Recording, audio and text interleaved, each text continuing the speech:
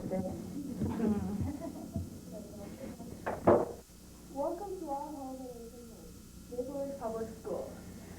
These past few weeks, our grade 7 students have been interviewing and learning from these courageous women who have pursued non-traditional jobs. Not to mention the fact that they have succeeded in their careers and have earned respect from their interviewers and colleagues. We must mention the way they have urged other women who have even once doubted their right to a non-traditional job. We find it necessary to thank them for their time and congratulate them as well for their bravery. If you have ever had any discouragements because of the male and female differences in the job market, we hope that after you have viewed this tape, with a little self-esteem, the sky is not the limit. What do you do? I have a wide spectrum of what I do, but basically it boils down to sewing and teaching sewing. I have sewing manufacturing, and what that means is that people who have a product that they want to sew, but they don't have the time or the equipment or the facilities to sew their product in, then I will take it to my shop, and me and the people that work with me, we will sew it for them. We do things from kids' clothes to dog clothes to, we work for the original bug shirt company. They have the bug shirts that you see all over the place. And we even do things as odd as canoe paddle covers. So it's a very wide spectrum of what we do. I remember a couple years ago we did epaulets for Coca-Cola Canada, and they were just little squares that people, that all the salesmen were putting on the top of their shoulder pads. So it's total change all the time of what we do. That's one aspect. The second aspect of what I do is we have sewing, custom sewing, and that means that if you come to me, you were going to get married and you wanted someone to make your wedding dress, your bridesmaids' dresses, or your mother wanted a dress made, we would be able to custom make that and to design the dress for you and do that. And if you wanted to have curtains made for your house, we could do that as well. The third aspect of what I do is I teach sewing to people. I start at the age of 5, and I carry that right through up into adult. And we have a little store that has some fabric in it for them to be able to purchase to do their classes that they take in the class. How long have you worked in this field?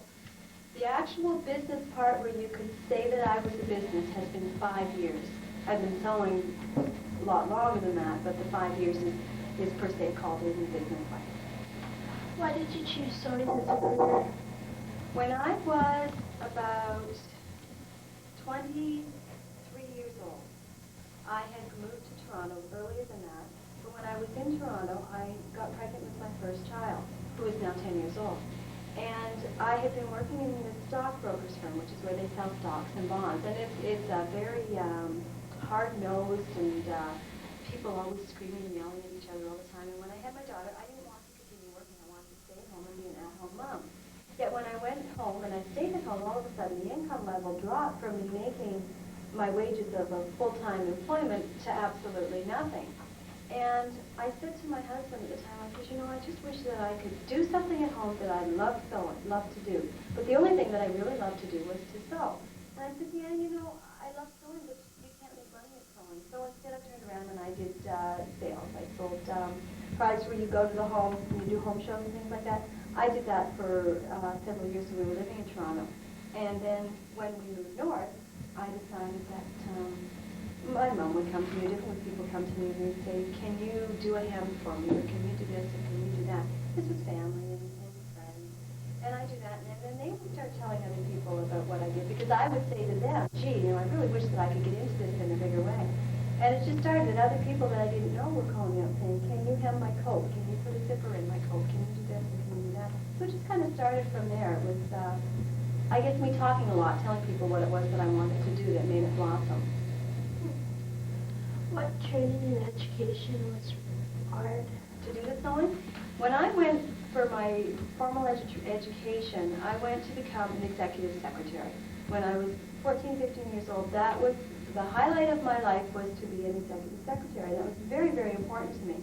And when I got out of high school, I went out to North Bay to Cantor College, and I went through as an executive secretary, and I got that. And then that was when I moved to Toronto, and I worked for the stockbrokers firm. I find that that is my formal education as far as getting a certificate in college. As far as the sewing part, I started sewing when I'm thinking back, and I probably would have been maybe around 10 years old. And I sewed continually. I take the home ec classes, and then after I got married and had children, I started going to the different fabric stores that offer classes and things like that, and I would take classes from them. And I would also take classes from, there was a university teacher who was teaching a class on how to draft your own pattern. So I took that as well. But as far as the sewing part of it, I have been mostly self-taught. As far as the business part of the business, which is also extremely important. If a person may have all the knowledge in the world on how to do something, but if you don't have the business part of it, then you're going to fail. Because you may know how to do the product, but you don't know how to get it out there to the people in the community or the area that you're trying to reach. You have to have that. You have to be able to know how to keep your book so that you know whether or not you've got $1 in your bank or you owe the bank $10,000. You have, and if you don't know how to do your books and to keep all of that straight, you don't know. So I find that for me, it was very, very important for me to go to college to learn the business aspects, which I learned through becoming an executive secretary. But it was also just as important to learn the sewing aspect of it too. What problems did you encounter while pursuing this career? I look back at that, and as far as problems, I don't find any major problems that I incurred because I started off small. When I first started, all I had was a machine that was 25 years old. It was my mom's sewing machine that she had given to me, and I had a serger, and it was about $400. And I find that as I made money, that was when I increased into doing things. And I think that when problems are incurred, it's because people try to do too much in a business too fast, like they're spending money before they're making money. And when you have money problems, then that brings problems into everything into your business. As far as happy customers and things like that, I've never had major problems with that because there's all times that people do something and they put it different and put it wrong or something like that. And I've done things like that myself, but in any time like that, I've always made it right for my customer so that it hasn't become a problem. So I've been very, very fortunate, and touch wood, hope that I continue to be. How do you balance your personal and professional life? I have to admit that's one of the hardest things for me to do personally. Some people have absolutely no problem juggling all these back and forth. But I find that because my business, we've got the building, the shop that you might want to call it, beside our house. We have another building that's 24 by 40. And I find it very hard to close the door at 5 o'clock and say, okay, my day is done, I'm going in the house and now it's house time. Because people may still drive in the driveway at 7 o'clock because they're just getting home from work and they want to pop in and ask me a question or talk to me about something. And I'm just so readily available to them, I just go on out to the shop and talk to them. I have a hard time saying, no, I can't do that, my business stops at 5. In some ways, I think that's a good aspect because I think that's helped me to get from doing just a hem to now having a staff of 3 full-time or 2 part-time. Because I've been there and I've been available to people on hours that were convenient to them. But on the other hand, it's hard to keep your house up, to keep your family happy all the time, so that you're trying to juggle everything all the time. Sometimes when you go to work and you come home at 5 o'clock, let's say you work in North Bay, when you leave that office and go home, you don't even think about it till the next day. And when you're in your own business, whether it's at your home or someplace else, you think about it constantly. So that's one I'm still trying to work with, is juggling the two to keep everybody happy and me happy at the same time. I don't want to go to my own business too when I get on it. Oh, it is worth it. It is. I find that I've worked for other people and I've worked for myself. And even though there's a lot more work in working for yourself, the gratitude that you have. When I teach someone who is 5 and 6 years old or 10 years old, when I teach them how to sew and I see them coming to the next class wearing the jogging suit that they put appliques on, or the hat, or the jacket that they've made, the feeling that I get inside is so nice. And even with adults that don't know how to sew when they come to my class, it definitely is a good feeling, and it's a good feeling to be able to employ people and give them an income when you know otherwise they might have to be on unemployment or something because of the way the economic situation is right now. It's worth it. What are your future goals? My future goals are to take what I have, the aspects that I have, and just to build them bigger. I don't want to expand any larger as far as bringing new avenues into what I'm doing, I just want to let more people out there know that I do the manufacturing and that we have the facilities to do that. I want more people to know that we have the classes and the fabrics, and so just to expand in what I have. I don't have goals of ever having 100 people, but I do have goals of increasing my staff. How do you go from your home to your business? As I was saying earlier, when I first started, I had just the sewing machine that my mother gave me. I was about 25 years old, and I had the serger. And when I first started, I started at my kitchen table. And then from my kitchen table, I went down to my basement, which is a very dark and dreary place. But the family, and myself as well, were getting sick and tired of having to eat in the living room because I was set up at the kitchen table. So I went down and I put myself this little sewing room down in my basement. And then that got too small because I had boxes of work that I had to do all the time. And there was a box of this and a box of that, and I had no place to put things. So then I come back upstairs again, and I took over, our spare bedroom. And I had that all set up, and I said to my husband, I said, oh, this is perfect. I'm going to have enough room here for the next 60 years. And he says, yes, Julie, you're wrong. In 6 months, you're going to be telling me it's too small, and it's going to be all cluttered. Well, he was wrong. It was 3 months it was too small, and it was cluttered with materials and fabrics and work that I had from other people that I had to do. So I thought, I've got to do something. There's the work out there. I either have to say, okay, I'm not going to do this anymore, or I have to expand. One of the two, because doing it the way I'm doing it is just not working. My house is an absolute disaster. My house has become the business. I had the kitchen, I had the sunroom, the living room, and my sewing room. And at all times there was stuff in each room.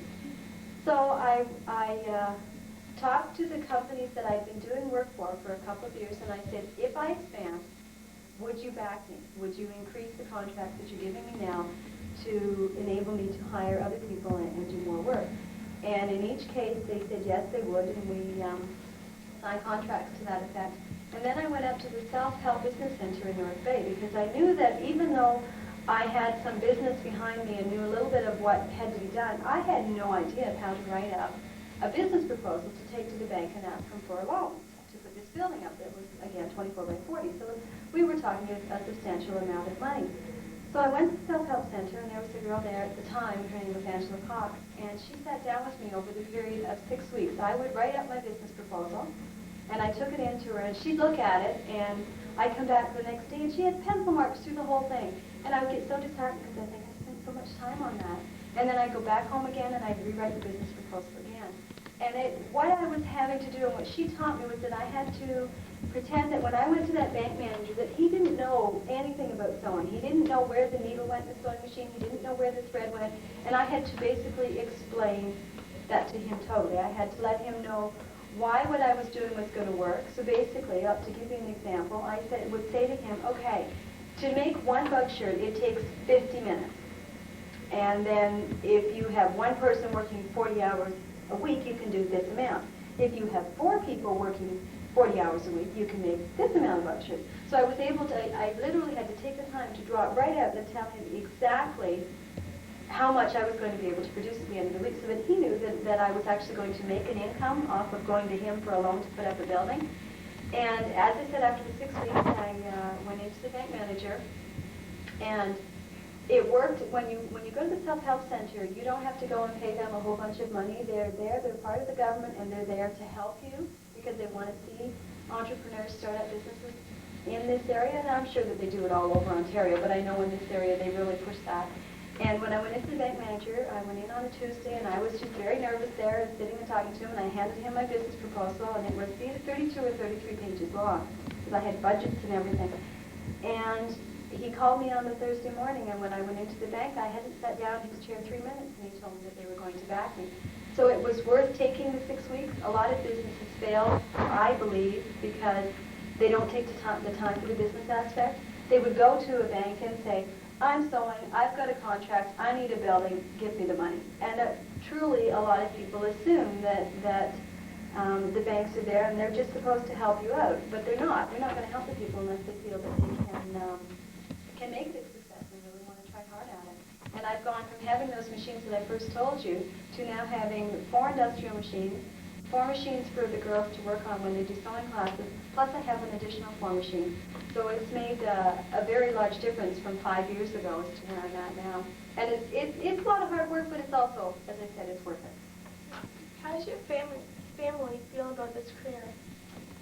When I first started doing this, my daughter was still young, so she really never had much of an opinion back then as far as vocalizing it to me. But my husband thought I was crazy. He thought I was absolutely nuts doing these. He says, you do a hammer, and I would do a bridesmaid's dress for about a quarter of the price that you would pay to get it done anywhere else in this area. But I wanted, that was my way of getting advertising, was to be charging excellent prices for my work so people would see what I could do and that I had good prices as well. And he thought I was crazy. He really and truly thought I was crazy. And the first time that I did the boat shirts, I had no idea what they were doing because they were a new company and their product wasn't, their patterns weren't designed perhaps the way they should have been, and they've since revised them, obviously, but at the time they weren't. He thought, oh, Julie, you're crazy. You shouldn't do this. You don't need to work. Just stay at home, look after the kids, keep the house clean, just be happy. And I ignored him. I just totally ignored him, and I kept doing what I wanted to do. And now he is my biggest supporter. He worked weekends, and he took his holidays and then worked weekends to build me my building. And when customers call now at nighttime at 8 or 9 o'clock, he does it. If I'm not there, he does, or I'm teaching a class, he does the best that he can to give them the answers, and if not, to take the information so I can get back to them.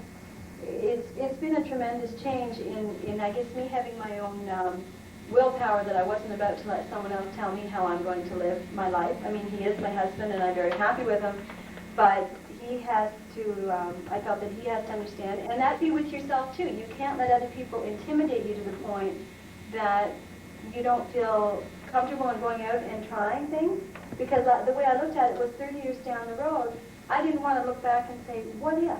You know, what if I'd have done that? Maybe right now I would have had a business that Marlena would have wanted, being my daughter, would have wanted to take over. I would have been able to have that for her, because who knows what there is going to be out there in 30 years from now. As far as my kids go, my daughter is a very avid sewer. She does a lot of her own wardrobe. She spends a lot of time with me in the shop sewing. She plays a lot of guilt trips. It makes me feel guilty because there's times that I'm doing classes and she thinks I should be in the house. But I try to counterbalance that by doing a lot of things with her as far as her school goes. Like I go on the school trips and things like that, keep involved in the school. My son, he's 5, and we have, instead of him having to go to a babysitter, we have a babysitter come to the house, so that even if during the day he scrapes his knee, he can come out and Mom can give it a kiss. You know, it's not as if he has to just go to the babysitter and say, gee, I need a Band-Aid. I'm still there and available for him, and when him and the babysitter make cookies, they bring them out to me and the staff. And so it makes it kind of special for him, too, that he's a part still of what I'm doing. He hasn't started sewing yet, but he often tells my staff where they should be positioning their fingers when they do sew. So I'm sure that he's going to be the next one on the list. What advice would you give to an adolescent girl planning a career in the 90s? Number one, I think that I would say don't start off with your expectations of making millions, because it's not going to work like that. You have to have a lot of hard work. You have to be willing to put out that hard work, because it's a guarantee that if you're in your own business, you're going to work longer hours than if you're working for someone else. But it's almost also a guarantee that if you put in those long hours at the beginning, in 20 to 25 years down the road, what you've built, if you didn't have your own business, you'd still have to go to work every day. Versus if you have your business and you've worked hard at it, then I'm a true believer that if you work hard in life, you're going to be a success. You may not have $1 million in the bank, but you're going to be a success and you're going to be happy. A person that fails in a business is one that thinks that I'm just working 9 to 5 and that's the end of the day and that's all I'm going to do. It can't work like that. You have to work hard. And I think, too, by my going to college to get the business aspect of it, I feel that was very, very important. It wasn't in the field as to what I'm doing now, but if I hadn't had that business to know how to do reports, how to do budgets, how to understand all of that, then I don't think that I would have been successful either. I think it was important to have the business part, and then whatever you're going into. You may be building airplanes, but you're still going to have to know how to make a budget so that you can try and keep to that budget, which is something that all businesses do at all times. And you're still going to have to know how to deal with people, how to talk to them on the telephone or talk to them in person. And doing the business aspect of going to college was there for me to learn that. And then also you've got to learn what it is that you're doing. And the big thing is to pick something that you love doing so that you're not going to turn around in 5 years and say, oh, why am I doing this? because I don't even like it. I think it's important to find what you want, even if it's something that's really odd. Go for it. And you want to know something with the sewing? I found out when I was doing my researching that predominantly in Ontario, most of the sewing manufacturing companies are run by men. There's not many that are run by women, and that really surprised me because I would have thought that women are the ones that sew mostly, so it would be women running these businesses. And it's not, it's men. It's men running the businesses and little women, and predominantly women who are from, they bring women from China over and from Japan, and they're the ones that are running the shops down in Toronto and Kitchener and Ottawa area. So I was really surprised when I learned.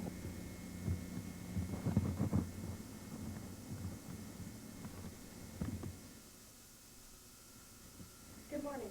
Today we are happy to have with us Barbara Dawn, who spent 13 years in the radio field. What education is needed for broadcasting?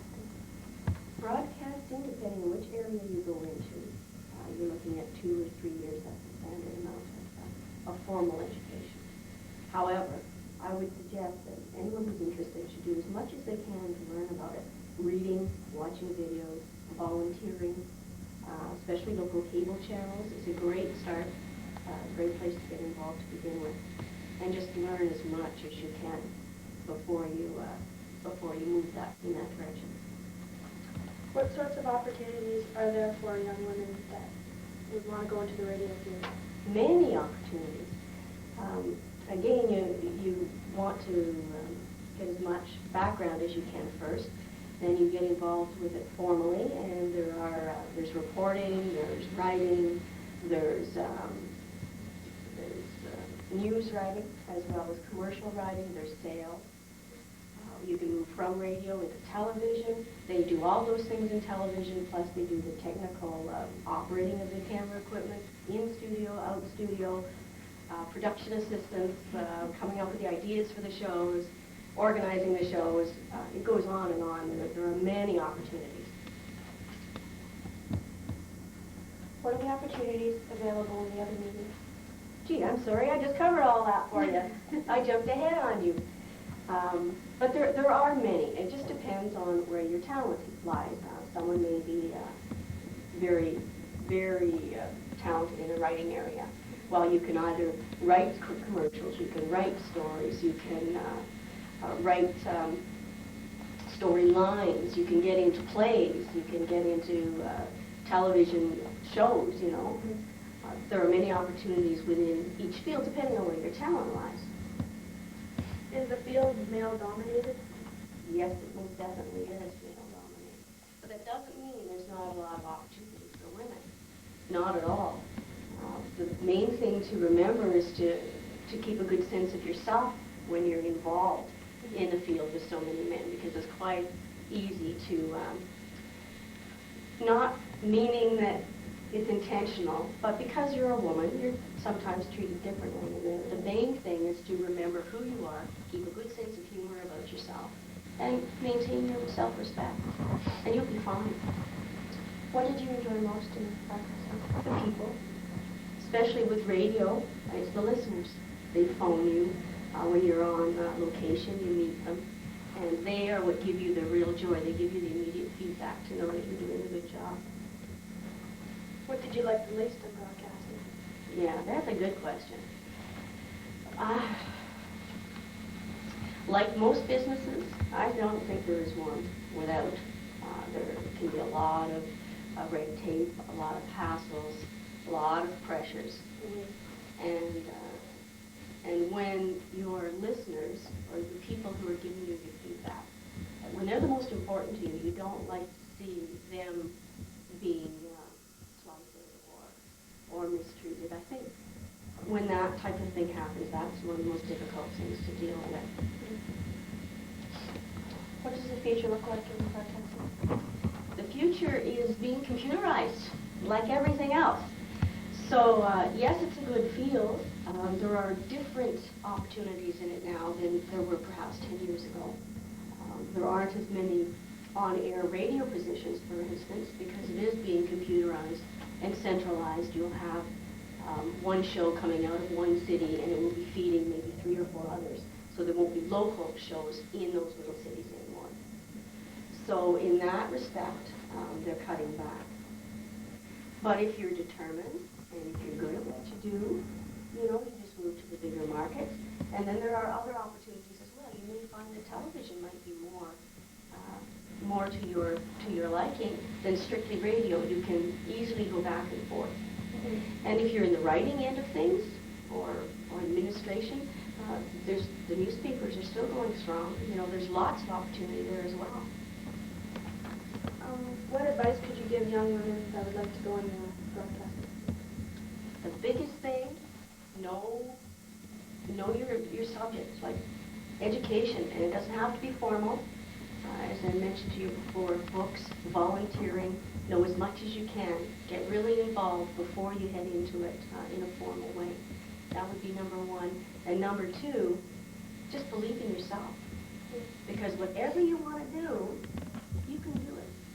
And if you decide partway through your career you want to stop and have a family, not a problem. You can do it. Just believe in yourself. Do you have a family that's living at home? I have senior citizens living at home right now. And I have various animals. I haven't found the right man to settle down with, but I certainly intend to do that. Do you think it would be hard to juggle a job in the radio field and have a family?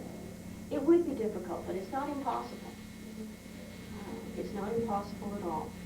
And once your career is established, or you know where you want to be, what direction you want to move in, you'll find a way. The incidences that happen in the radio field that you can share with us? There are some very interesting things that happen in a radio company. It's an extremely transient business. People have to move to further their careers. This is the way it's always been. Not to say that things will continue completely the same way, because the industry is changing so much. There's not the opportunity on air as there was. But there's a great feeling of teamwork. And you may have someone come into the radio station. They may work there only 6 months. They may work there 2 years and then move on. And in that time, you develop such a strong relationship, and you feel like you're best friends. It's a very intense relationship. And they may move away. You may never hear from them again. It's happened time and time again. Exactly. You become very close, and you work together, you pull together, and it's very important that you try to maintain that, because that avoids all sorts of inner conflicts. Whether it's a male-female conflict, whether it's a morning man versus the evening guy. If you keep in mind that it's a team and you really pull together. And I mean, there are specific problems to each department. You can also sometimes get a rift between the sales department as opposed to the programming department. But the big thing is that you're all working for the same thing. You're all going in the same direction. So to keep that in mind and to really keep the team pulled together is extremely rewarding experience. And as a result, I mean, I know people who are out in PEI, I know people in Newfoundland, I know people all over the country, because they've moved on. And not saying that I have regular contact with them, but I do know they're there, and if I never happen to pass through, I could pick up the phone and call them. And it would be old home food. Yeah.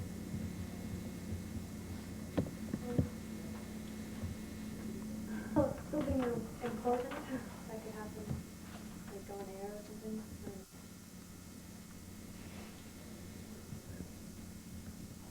So what are you involved in Climate change. Anderson. Laurie is one of many dairy farmers in Ontario. Hi, Amanda. What is your official job title? I would call myself a dairy farmer or a milk producer. Okay. When did you find an interest in farming? I probably first became interested when I was about 2 years old and started to go to the barn and play with the calves. And I was all through my childhood involved. And as I became older, I was able to do more and more of the chores, and maintained an interest. When I was in my teens, I started with 4-H calf club and showing calves, and then as they grew older, showing the cattle and working with them. And always maintained the interest in the cattle, which I think is important to succeed with dairy farming, because They're your bottom line. They're the ones that produce the milk. What training and education is required to become a dairy farmer? A person can dairy farm without any formal training if they have the experience as I did. I didn't actually go to agricultural college. I went to a community college and took animal care technology, which is a veterinary assistant course, and worked in that field for several years, which I have applied a great deal to the dairy operation. With as many animals as you have on a farm, there's always, or just about always, something with a bit of an ailment of some sort. A person with no experience could go to a community college and take a 2 or 3 year course in agriculture. Kempville College is one, which they specialize quite heavily in the dairy aspect to gain the training they would need. Do you work at home, like on a farm? Yeah. Your own? Yes, I own the farm and I live there. My work is just a half-minute walk from the house, which is one of the perks. How long did it take up to set up your own business? It was an ongoing business. It's been in the family for 4 generations, but the changes there's always changes and updates being made, but they come slowly because they all cost. How long have you been living on a farm? I grew up on the farm, but as I say, I was away in total of about 7 years in the middle.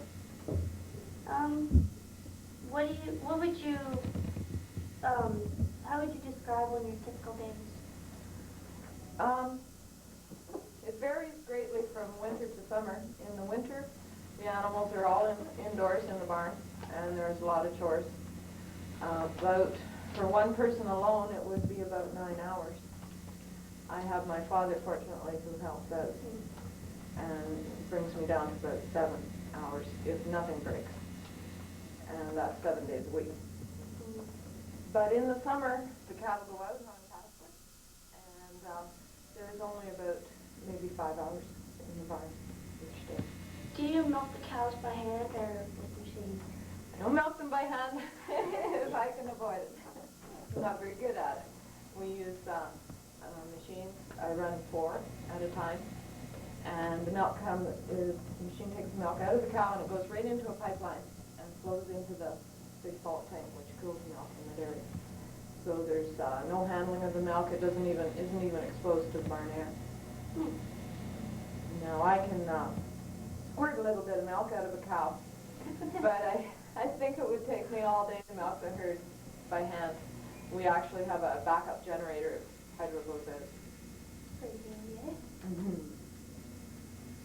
How long have you been a dairy farmer? I bought the farm from my father in '91, but I was working for him previous to that, since about '83. What kind of problems do you encounter being a female when you're working? Or is there any problems at all? No, there isn't. There's a lot of heavy work. A cow is a lot stronger than a male or a female. So it's more the technique of handling the animals that matters. With the machinery, I'm not as strong as some men. And if I require assistance, I'll pay someone to come in and fix something. Have you ever had to do away with an animal, like with a cow that's been really sick? Mm-hmm. Dairy cattle, because they produce an enormous quantity of milk, they're metabolically under a lot of stress at all times. And yeah, they're prone to a lot of different illnesses. And we have had to destroy them. Does being a dairy farmer interfere with your personal life? Is it your life, or do you have like a different life for that at home with your family? Sometimes personal life interferes with my farming. You have to really enjoy dairy farming to want to do it. It's long hours.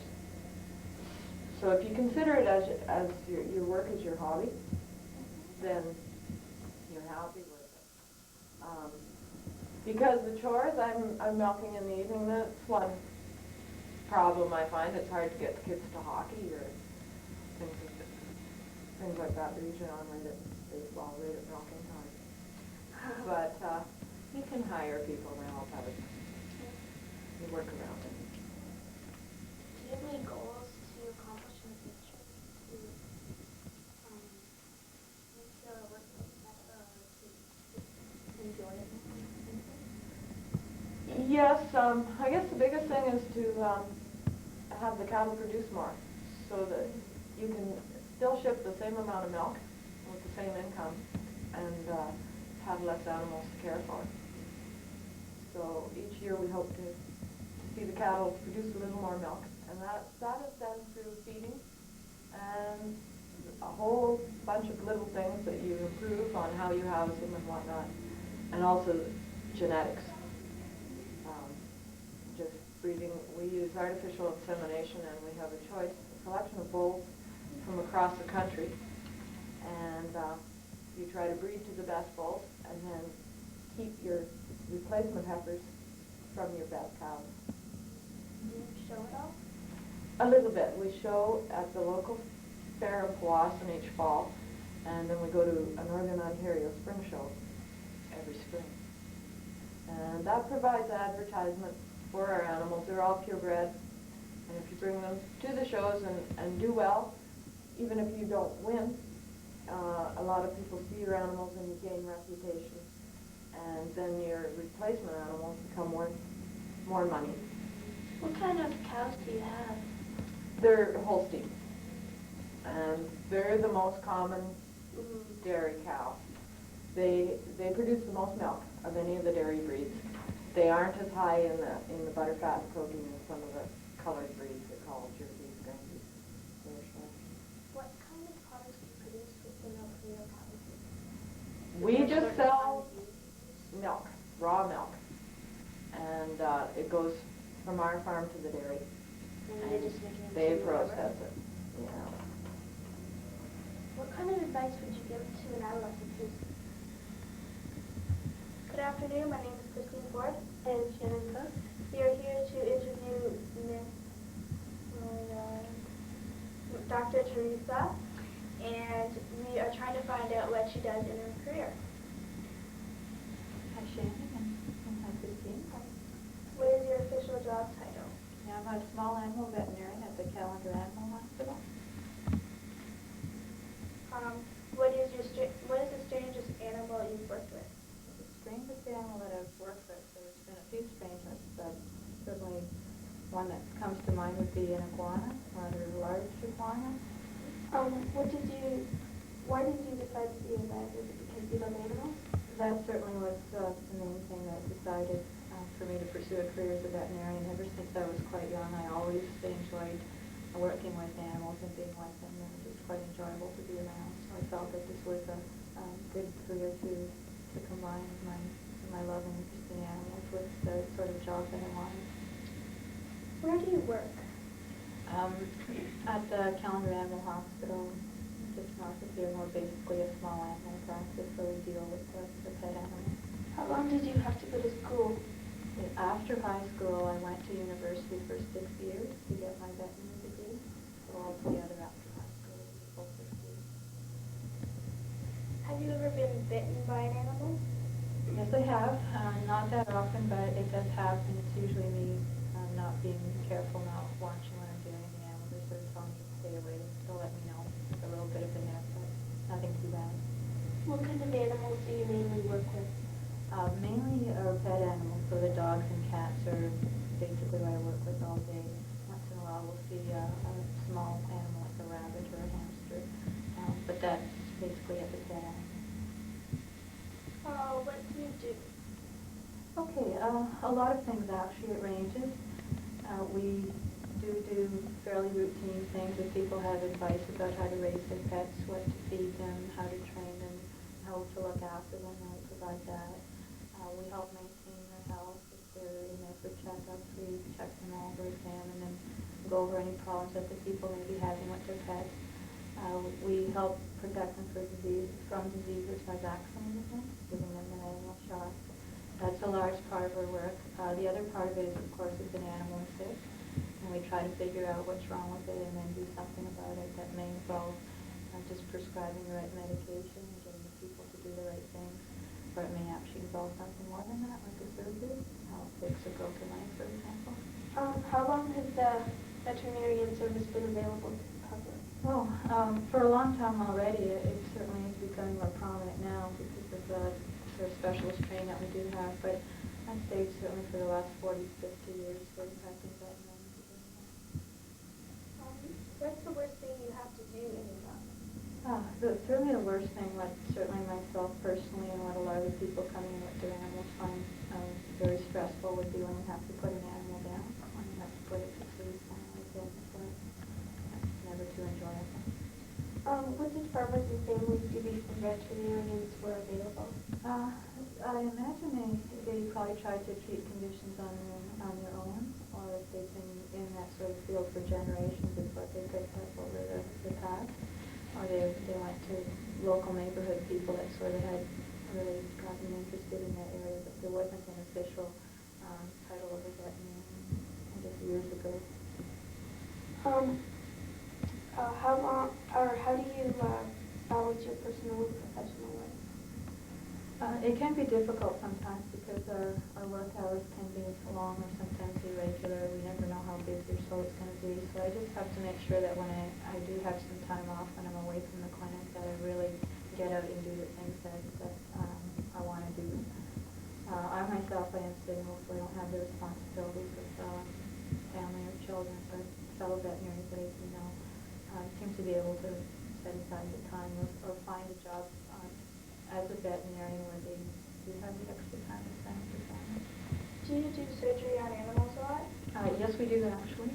Quite routinely, we will do surgeries, and it can range from common things like having your dog or cat sick so they don't have puppies or kittens, or more involved surgeries like fixing broken legs or removing tiny balls from stomachs.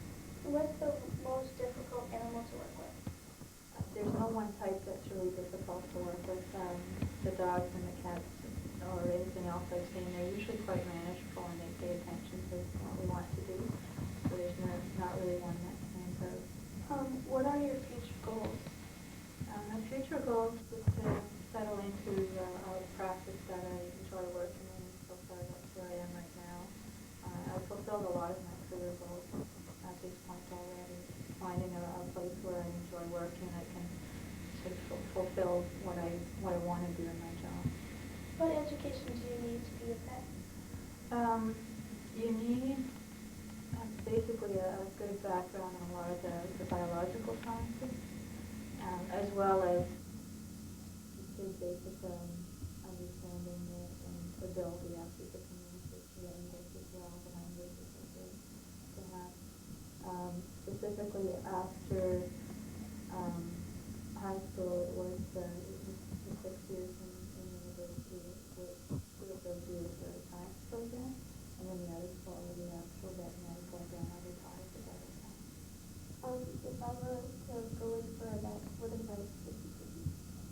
Okay, first and foremost of all, sort of take the opportunity to explore the area a little bit more, and the first step you've already done by just interviewing. If you have experience, maybe go and visit a clinic, see if you can volunteer there, to see what it is that involves and see how you think you fit into it. Other than that, in terms of your schooling, take your studies very seriously. You do have to do well. You do have a lot to learn, so make sure that you continue to set very high standards for yourself all throughout high school and university. Okay, thank you very much for coming. You're welcome very much. Any further questions? No? That covers it all? Yeah.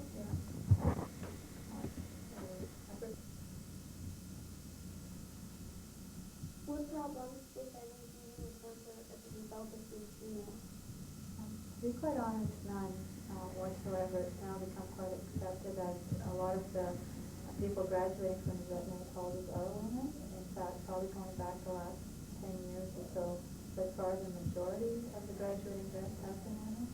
So it's certainly a quite accepted part in the schools that a lot of women are going through. There's really no need barriers that it's a matter of people's perceptions getting used to the fact that now women can be quite competent vets as well. A lot of people worry if they're interested in working with the farm animals, the larger, the cattle and so forth, the horses, that maybe women don't have the strength to do a lot of that sort of work. Even though I don't practice in that field, it's not the toughness that I know, just because there's so many other ways of dealing with animals. There's all sorts of different equipment for anesthetics you can use to be able to work on them. So in the past, a lot of people felt for women to do that. Okay, start. Good afternoon. My name is Sarah Lindstrom, and I'm invited Constable Phillips Smithville, the Senior Public School, regarding women's career leave. We ask you some questions that involve women's career leave. Certainly. Go ahead. Are some people in your occupation sexist in history? Me as an individual or women as police officers? Women as police officers. There are a few. Thankfully, there's not as many as there used to be, but you do find many the odd individual who harbors some sexist ideas. What education was required into this operation? The minimum requirement for education is grade 12. However, with our employment package the way it is now, the higher education that you have post-secondary, the better your chances are of being hired. The competition is very stiff right now for employment with the OPT. So you can maximize your chances by having a greater educational level. Did you ever go into any training camp? When you're hired by the OPT, there's a training session. The Ontario Provincial Police have their own training facility at Brampton right now. However, the academy will be moving to the area in the next number of years. Every police officer employed in the province of Ontario must also attend a standardized provincial training academy, which is in Aylmer, and that's for a set period of time. So we have an in-house training as well as a provincial training level. How long have you been working in education? 16 and a half years. Have you always been working in Boston? No. I started my career in Hammerberry, and I worked there for a little over 7 years. And then I transferred down to Powassan. I worked the summer in Sag Beach prior to moving here to Powassan. How do you balance your professional and personal life? It's hectic. It's really hectic. I have 2 small children. My husband's also a police officer, which isn't a requirement. It just has to work that way.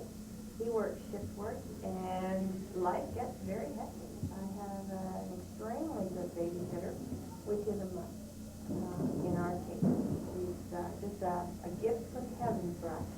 So without that, it would be almost impossible. It really makes a big difference. And no matter how you do it, it's very busy. Last minute stuff comes up, and you're just desperate sometimes for covering both ends. What are the highlights of some of your job? People that you meet, because you run the whole gamut. You meet what people would call the dregs of society, but you also meet some very high class people, some really super people. People who have a real strong spirit, people who have a really unique outlook on life. They don't have to be the wealthy people of the world, but they have wealth of character. Those people are nice. That's fun. Some of the experiences you end up being in are interesting. What are some of the highlights of your job? Probably the greatest highlights are the people, because you run the whole gamut of everyone. Sometimes people figure we only deal with the dregs of society, and we deal with a lot of people who are on the lower scale of behavior. But we really meet some incredible people, really good people with good spirit, really strong personalities, really great people, and that's part of the highlight. The variety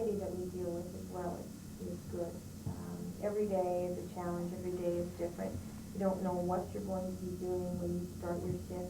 You don't know if you're going to be finishing on time, if you're getting home on time, or what you're going to be doing at all. Everything is just a big challenge because it's a very large variety.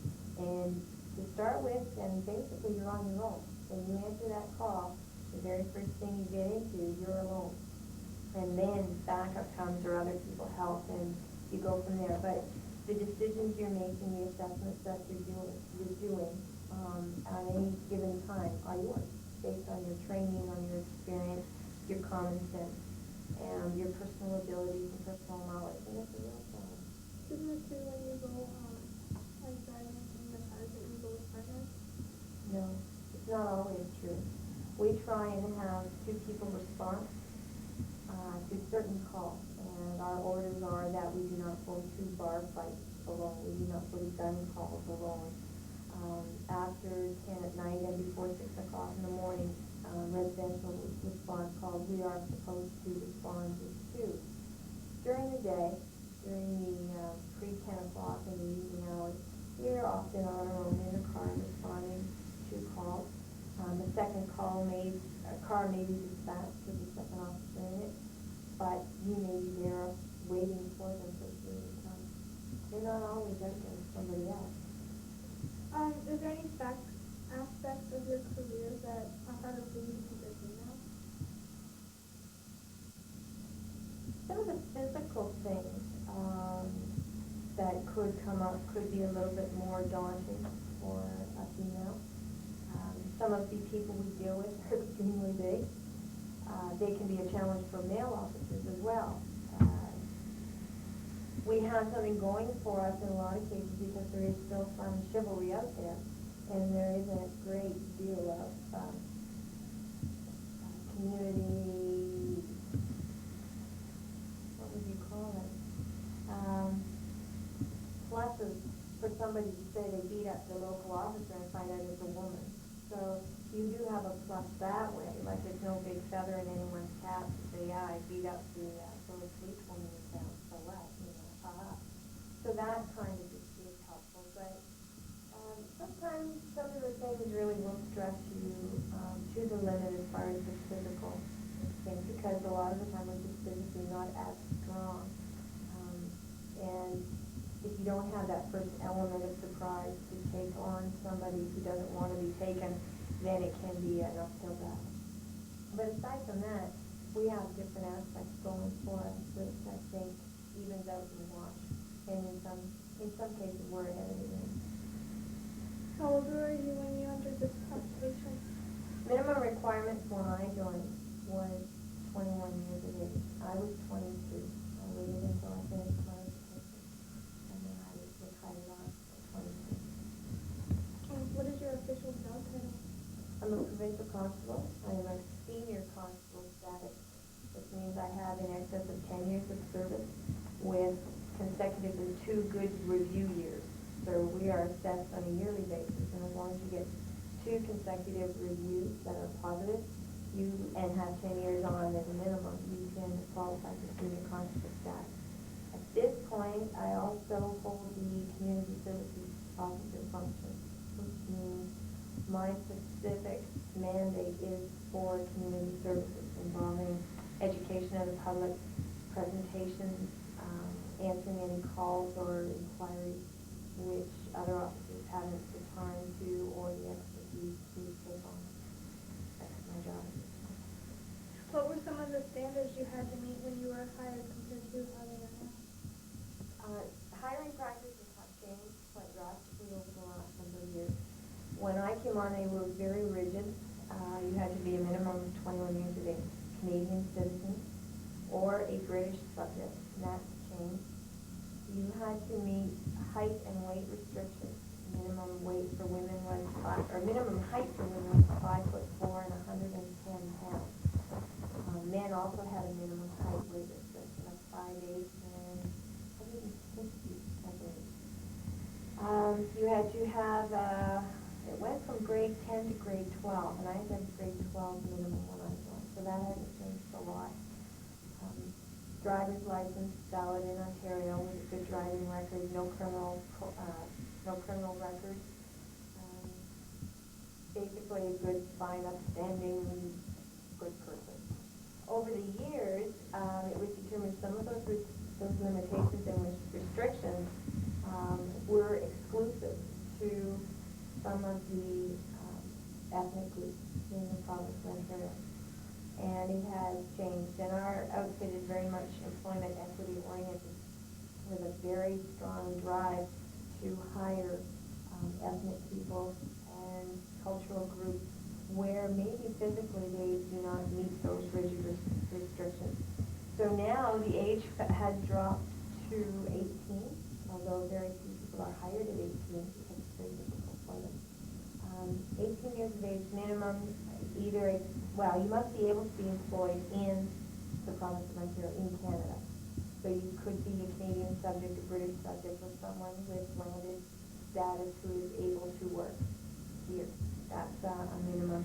There is no longer a height and weight restriction. Minimum grade 12 education is still applicable, but you have the ability to enhance your desire and your I guess maybe the desire for the force to have you as an officer by your languages that you have, other capabilities that you have, and your higher education required. Now, do they have, like, if you have a criminal code, now would you be able to enter this field? Criminal record?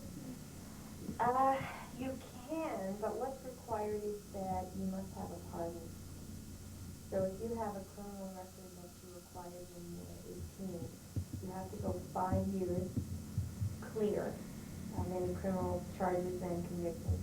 Then you have to apply through the RCMP to have your pardon granted, and that will seal your criminal code record, and then you can be hired. What are your future goals? I would like to continue with the OPP, doing the best job I possibly can. I'd like to be able to retire from the OPP as a working constable. I'm quite happy as a constable. Not everyone can be a manager, and I think there's a lot to be said for qualified, experienced people at the constable level. Constable level is the one that most people come in contact with. We're the grassroots of the OPP, and we're the people that, when calls of service go out, are going to be there to answer. And experience means a lot, and I think there's a real solid place for a dedicated and committed constable, and I have no problem staying at that level. What advice would you give to help an adolescent girl plan a career in the 90s? Education is one. You can never go wrong with having a good, solid education. With the OPP or in most police forces at this stage, you don't need law and security courses to say you want to be a police officer. If you want to keep yourself employable and you want to keep yourself committed and viable in the workforce, you are really going to give yourself a plus if you keep yourself educated, go past the minimum, and if there's any field that, if you're thinking police work, and there's any other field that you find you're interested in and you would likely be able to work in, outside of policing, do it. Study that, get qualified in that, because until things change, that's your backup. If you're not hired as a police officer, there's something else you can do. So you're not sitting there with all of your eggs in one basket, panicking that, I can't be a police officer, what am I going to do? And find that you're drifting into pumping gas or waiting tables and being unhappy. Take your chance of education. Maximize your chances of being hired by showing your post-secondary school education and drive. And pick anything else. If you like plumbing, study plumbing. Get your plumbing papers. If you like engineering, get your engineering papers. Doesn't matter what it is. If it's something else that you know you could do if you couldn't be a police officer, that self-confidence is going to carry you all the way along, It's going to help. It's going to reflect on you, your ability to carry yourself, handle things that come along, and it's not going to devastate you if you're not hired with the instant you apply for police service. And the policing profession will love to have experts and qualified people in other fields. We handle everything. When we deal with some crimes, it sure helps to have a knowledge of other areas. So if you're dealing with a massive stereo equipment theft, and you have no idea what a woofer or a tweeter is, it kind of limits you right at the very beginning. If you are already into that, you have extreme knowledge about woofers and tweeters and what can go with what and where you can get these parts and that this can go together with that, you're already ahead of the game putting together some background and some planning on where to go with the investigation. Your expertise may be something so totally off the wall you think, oh, nobody's ever going to need that. You never know. You just never know. That's the beauty of policing, the big question mark. You just don't know. They can train you for so much, but the rest of it is you. And that's the really basic and important part of it. So if you are looking as a young female and you want to maximize your place in the work world, keep yourself educated, keep your options open, and don't sell yourself short that there's only one thing you can do. Good morning. This is Trisha Kendrick and Rihanna Vogel reporting for Career Day, 1995. This morning we will be interviewing Mrs. Jean Ross. Good morning. Good morning, ladies. What is your official job title? My official job is Vice Principal of Maple Ridge Senior School. Why did you decide to work at Maple Ridge? Well, in the 1980s, were a little tumultuous in my life. And I'd been principal at Magneto One School, and I'd been interested in administration for a very long time. But I felt that teaching and administration were two things that you should be able to do equally well.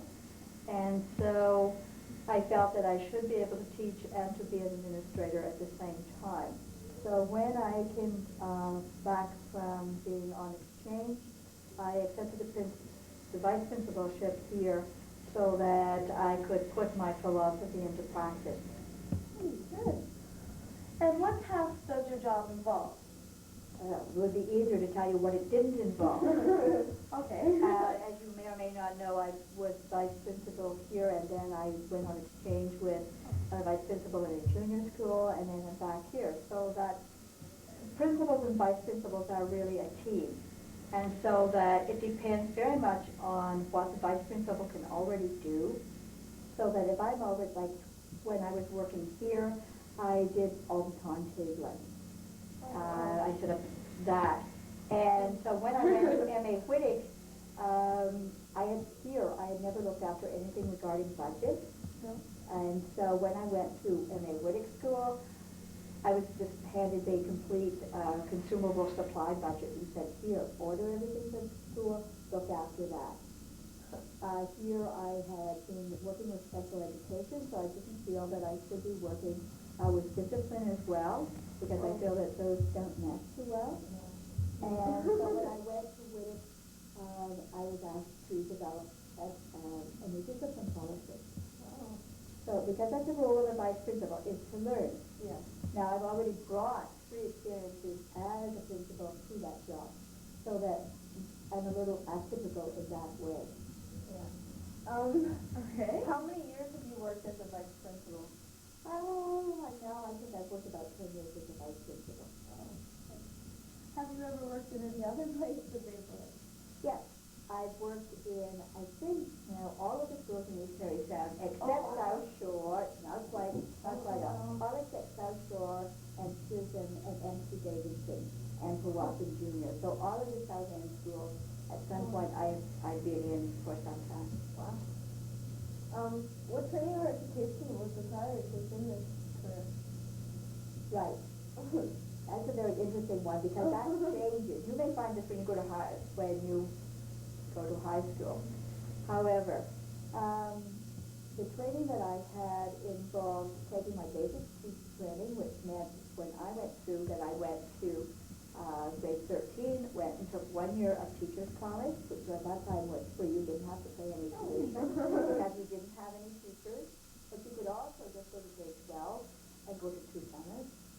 and go back and take a year of teacher training. Or you could go to teacher's training for 2 years, because as I say, we didn't have any teachers. So there's still a lot of ways to encourage people to be teachers. Once you get your basic training, then you have to take 2 summer school courses to qualify to be a principal, which also qualifies you to be a vice principal. Along with your training, were there any additional skills that you learned? I don't think that you can live without learning. Or like anything, like Right, something Something you specific really- that I learned. I think some of my outside interests, I took an interest in teacher training as well, so that I've done that in various countries in the Canadian Teachers Federation. I've also served on local council. I've served in church groups and on the library board, because school is just part of life. And so that I think as educators very often we come directly into education and we don't have a lot of outside experience. And a lot of people feel that school isn't the real world. And so I've always tried to have outside jobs and contacts so that I'll be involved with the real world as well as with school. Did you encounter any difficulties while pursuing your career? I think there are difficulties in all careers. Certainly, I don't feel personally that I did a terrific job of balancing my home life and my career. But then I was the first generation in my family that had to do that. My mother worked all of her life still. It was very difficult because there were 6 of us, but she worked in the home all the time. I didn't have any aunts who worked outside the home. So no one had taught me how you keep a full-time job. And also, now I think there are more role models for young ladies, so that they may have grown up in a home where, you know, the mother worked outside of the home. So I think that maybe things are becoming a little easier, so that when you have a role model, I think it's easier. I didn't have any role models. So I also didn't have the benefit of having a university education, which is now compulsory for teachers, so that during the first 15 years of my son's life, I was also studying for my university degree. And so at the same time, so he not only had to put up with a mother who had to work every day, but he also had to live with a mother who studied all the time, which I think was a benefit in a way, because many children grow up without ever going to work with their parents and knowing what the parents are doing. So I feel that if you all, parents are involved in education, then you at least know what your parents are doing, whether you're in an office or a factory. No, they don't know that. So there are advantages as well as disadvantages. Were there any difficulties for the fact that you were a female getting into this? I think so. I didn't recognize that at first, because I decided what I wanted to do, and nobody had ever told me that that would be impossible. So that I kept applying for positions of responsibility, and I kept being turned down. I would go to interviews, and I never felt that I had very good interviewing skills, because people... Because of you being a woman?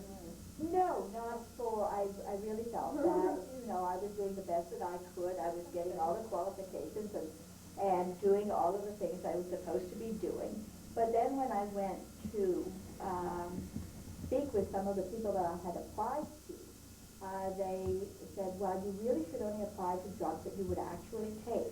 And some of those jobs that I had applied for that they were talking about were in Trout Creek or Powassan, because I was a mother. I don't know why, but I'm assuming that because I was a mother with a family, that they would assume that I wouldn't drive all that way for a job, and that I was just making an application, which they had never shared with me during the time that I was doing this. But which, as I say, when these people decided to leave the system, I did sit down and say, I'm trying to do all of the right things. I have the qualifications. What's the difficulty? And I said, well, be sure that you only apply for jobs that you would really take. Which I don't think would have been said to a young man. I've never been a young man. Does your employment interfere with your personal affairs? with the hours, it's possible. Because when you're in administration, you know that there's a public perception out there that teachers work from 9 o'clock until 4 o'clock and that we have all sorts of holidays. I haven't met the magical teacher who can walk into a classroom at 9 o'clock in the morning without having spent, an equal number of hours outside preparing for your learning and checking what you have learned. And on top of that, when you have outside responsibilities of dealing with other social agencies who are involved with the children, with parents in a larger sense than you do as a classroom teacher, with outside organizations, now that the funding is becoming more difficult so that you have to interact with community service groups. So all of those things take up, your time. And so that, excuse me. I hope that the ladies coming along are doing a lot of work in time management so that they learn to balance that. I think it's quite possible, but I don't think that it's something which you should just have to develop on your own. I think that you can learn techniques which will help you do that balance. Good. Do you have any advice for teens, especially girls, who would want to work in higher educational fields other than teaching, such as principals or vice principals, or work in actually the board office as a, yeah. Right, I think that, first of all, you have to decide really what you like to do. Whether you like simply to work a day in and day out with young people, which is what teaching involves, or whether you can see a broader picture and you want to influence what happens. And that's why I'm in administration, because I really enjoy working with young people. But I also see that there's need for change. And all the research that I've read says that really depends on the administration in the school. That the people who sit in the principal's chair and the vice principal's chair are the people who really make a difference in the what happens in the school. And so if I'm going to make any change, that's where. So if they have to decide on that, whether they want to hang on, or whether they really want to make a difference for a larger population. And there's room for both sides of people. We need lots of both. But I think that's a question they should ask themselves. Good. Well, thank you for coming and sharing your...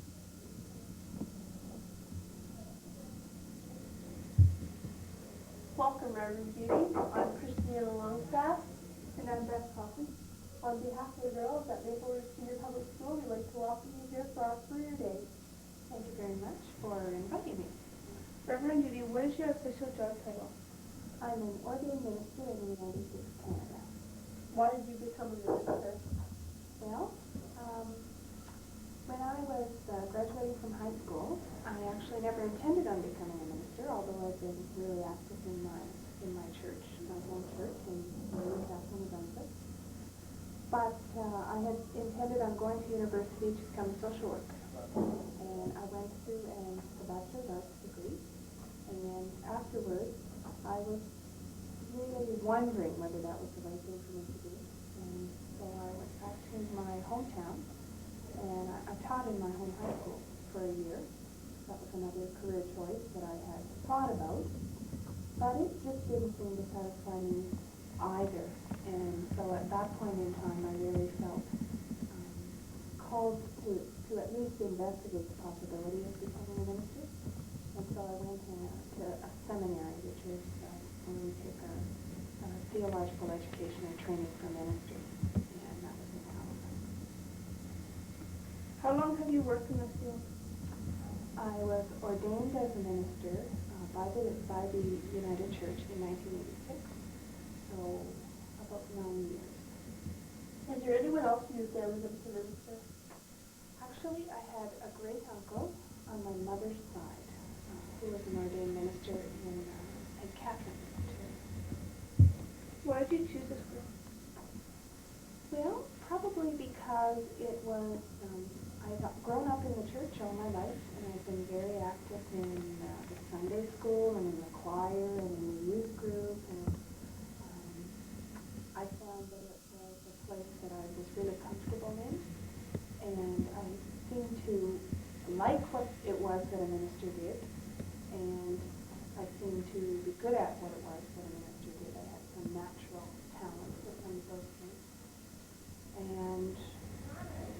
I thought that it would be a job that would be challenging as well as rewarding, and it has been so far. Do you think your career is irregular for a woman? Well, many of the mainline denominations, Christian denominations, don't have women as ordained ministers. It's mainly men. We've been ordaining women in the United Church for over 60 years now. But there still aren't a lot of women in ministry in the United Church. To be a minister in the United Church of Canada, you have to have an undergraduate degree, and my undergraduate degree is a Bachelor of Arts from Manawatu University. Then you also have to have a Master's of Divinity degree, which you get at a theological school or a seminary. And I attended theological school at the Atlantic School of Theology, which is in Halifax, Nova Scotia. It's a 3-year degree. And then along with your academic work, you have to have the equivalent of 1 year of practical work that we call an internship.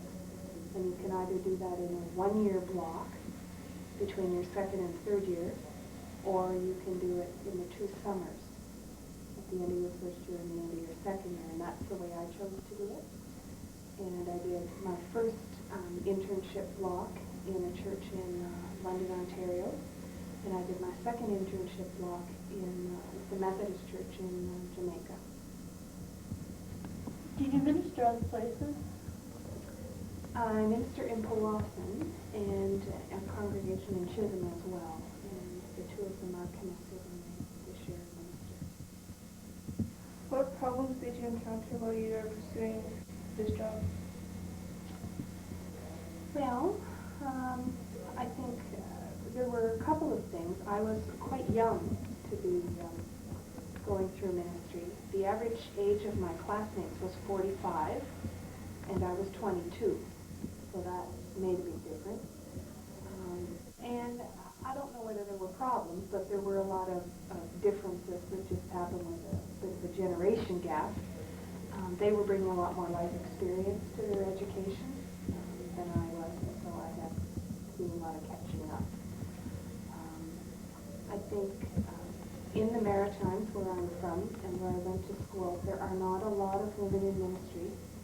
And so even as a student at theological school, one of the courses was you had to go out and work in a church every year that you were there as well for 5 to 8 hours a week. And then some of the churches that I worked in were very understanding, and others of the churches, it was hard for them to adjust that it was a woman that was going through to do this. Have you been treated different anywhere along the line because you're a woman?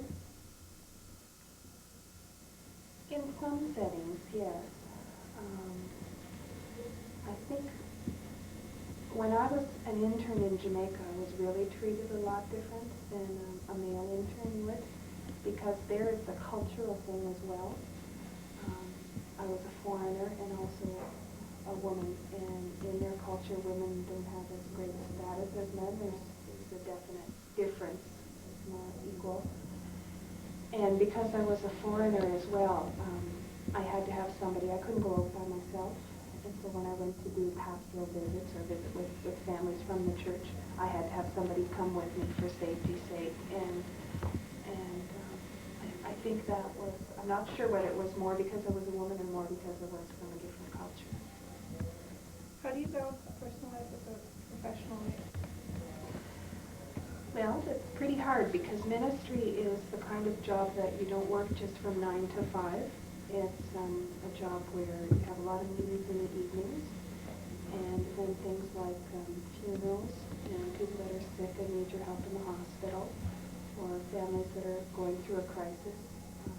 You can't schedule those kinds of things. And so oftentimes you work fairly long hours, and you might plan on taking a certain day off in the week, and then it just doesn't work out. I really try, though, I like line dancing. I take a line dancing course, and so I really try to guard that time, unless it's a funeral. And I also have some good friends that remind me, well, this week you've probably worked 50 hours already, and we're only at Thursday, so maybe you better take the next What part of ministry do you enjoy the most? Probably the interaction that I have with people and especially children. Christiana, you're aware that part of our church service on Sundays is a time with the children when I get to talk to the children, and they get to ask questions and tell me a little bit about what they believe and what's going on in their week, and that's special to me. And also I get to be part of people's lives at times when it's really special, like their baptism of their children and their marriages, and times when they're going through crisis.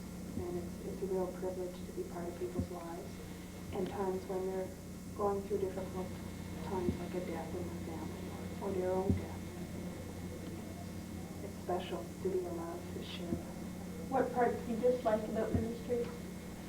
Well, I think in the church there's a fair bit of conflict at certain times because religion is something that people tend to get pretty passionate about, and they have some pretty strong opinions, and not everybody agrees on everything. And that's hard at times because we talk in a Christian church a lot about love, and there are times when we probably don't act as loving towards one another as we might like, but it's part of everything because we're just human beings. What are your future goals? Well, actually my biggest future goal is probably around education. I would like, within the next couple of years, to begin to take a degree called a Doctor of Ministry degree. And that's a degree that you take while you're working in a church setting. And it's designed to be a practical degree, so you do some academic courses, but it's mostly projects that you do in line with your church setting. And I would like to start that within the next couple of years, and we'll probably take it through St. Stephen's College in Edmonton. Do you have a mentor or a hero that you look up to every day other than God? Well, I do have a mentor. When I was a teenager, the minister that was at my home church, his name was Reverend Douglas Woods, and he was probably really influential in my coming into ministry. And he actually had a son and daughter that were about my age, and both of them are ordained ministers now as well. And I still keep in contact with him 2 or 3 times a year. And he remains interested in my career, and I remain interested in his. He's kind of like a second father, I guess, to me. And when I have a crisis or something in ministry, I would tend to call him up, and he would help me through it. So he's my mentor. What 3 pieces of advice would you give to an adolescent girl planning a career in the 90s? Well, really good question. What information would you give girls who would like to be a minister in the 90s? Well, I think probably those 2 things would overlap. I think in making any career choice, ministry included, I think you need to be willing to take a risk, because nobody's 100% sure. You're not going to be 100% sure that you want to do something before you really test it out. So I think taking a risk and not putting any limits on yourself. Just because there's never been a female mechanic that you knew doesn't mean that you can't be the first female mechanic in town. And I think the other thing is to be persistent, because there are going to be people who maybe won't think that you should be in that field. And there are going to be times when you'll wonder about whether you're in that field. But if you're persistent, if it's something you really want, then I'm all for a person realizing their dreams. If you're any minister. Thank you very much. It's been a meaningful interview. It's nice to talk to a woman who says her career is a little bit irregular, but we all have hope to be something that's a little bit irregular.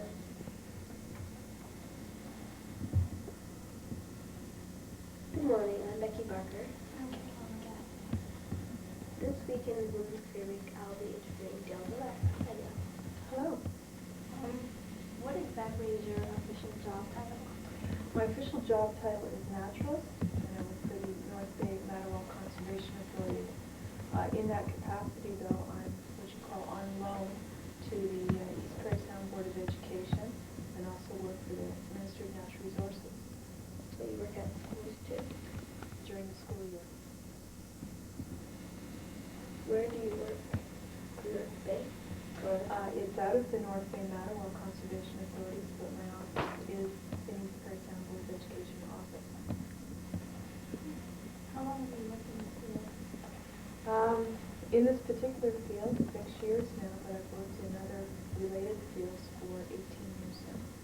Why have you chosen this particular career? Originally, when I started off, I had aspirations of being a conservation officer, and in order to reach that goal, I had to fulfill other areas. So I worked forestry, fish and wildlife, lands, and parks, and then settled on and found out that I wanted to be a naturalist instead. Do you have any future goals now? I'm still looking towards bettering myself in my career. That's an ongoing component of the job. I've known several diplomas and degrees. I went to school in forestry, fish and wildlife, a BSc through University of Waterloo. The Ministry of Natural Resources and the Conservation Authorities and Council of Outdoor Education of Ontario have also provided me with extensive courses throughout my 18 years. And those are specific courses. Did you have any difficulty getting into a career as a woman? Yes, when I started 18 years ago, just to give you some numbers, out of 140 students entering into forestry, 6 of us were female and only 2 graduated. In fish and wildlife, I was the only one. Prior to that, I think there was only one other woman in fish and wildlife. How did your family react to this career? Totally supportive. Married? Divorced. Do you have kids? 2, so I'm managing a career right now, and they're raising up 2. Are they happy with their job? They love it. They're part of my job. So if I'm doing wolf counts or anything like that, they come with me.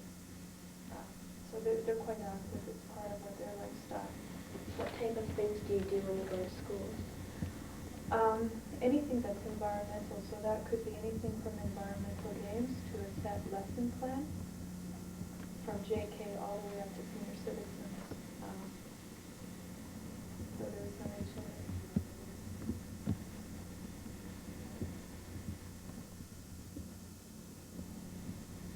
Do you have any, what 3 pieces of information could you give us about girls that would maybe want to do this job? It's a job that requires a lot of physical fitness to make sure you're physically fit. You can do the job if you're physically fit. Can you give us some examples of what you do? You're carrying very heavy packs if you're working in the field, so you have to be able to carry those packs. You have to have, I would say, a little bit of basic maintenance experience. If you're riding snowmobiles in to get to, say, a deer yard, you have to be able to maintain your snowmobile, and then get off your snowmobile and snowshoe the rest of the distance. If you're carrying computers, of course, you're going to have to know how to work your computer. So computer training, physical fitness, and a little bit of maintenance doesn't hurt. Also, a little bit on winter survival, too, because if you're out in the bush for an extended period of time, it's good to know what you're doing out there, because you have to spend the night.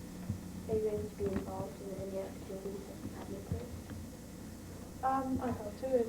It's whether or not my schedule fits in with theirs. Okay, thank you. Good morning. I'm Lauren Passmore. And I'm Lori Morgan. This morning we'll be interviewing Juanita Matthews. Good morning, Juanita. Good morning. What is your official job title? Well, my official job title is I'm owner and sole proprietor of Northland County Club in Powassan. So I manage it and job involved in it? I'm an e-file agent for Revenue Canada, so I prepare personal and small business tax returns. I specialize in doing truckers' tax returns. I have several accounting accounts where I do their accounting on a daily basis for small business. I sell Business Vision's accounting software and go on site and train the people for the companies who purchase software. How long have you been working in this? I've had Northland Accounting opened in Powassan for 3 years. Previous to that, I worked more on a freelance basis because we were also farming. And previous to that, I was accounting controller for a company in Toronto. What training or education was required? Actually, I don't have a CA or CGA designation. I have very little formal education, which has made it very difficult. I completed grade 8 only, went into the workforce, and then after having 2 children and working out, I went back in Mississauga to pursue a continuing education. I completed my high school in accounting, mathematics, English, and public speaking areas that I would be able to deal in business better. So I have grade 12 accounting. So I still don't have a whole lot of formal education, which makes it very difficult when you try to compete in the business world today. And through my job, I have learned computers.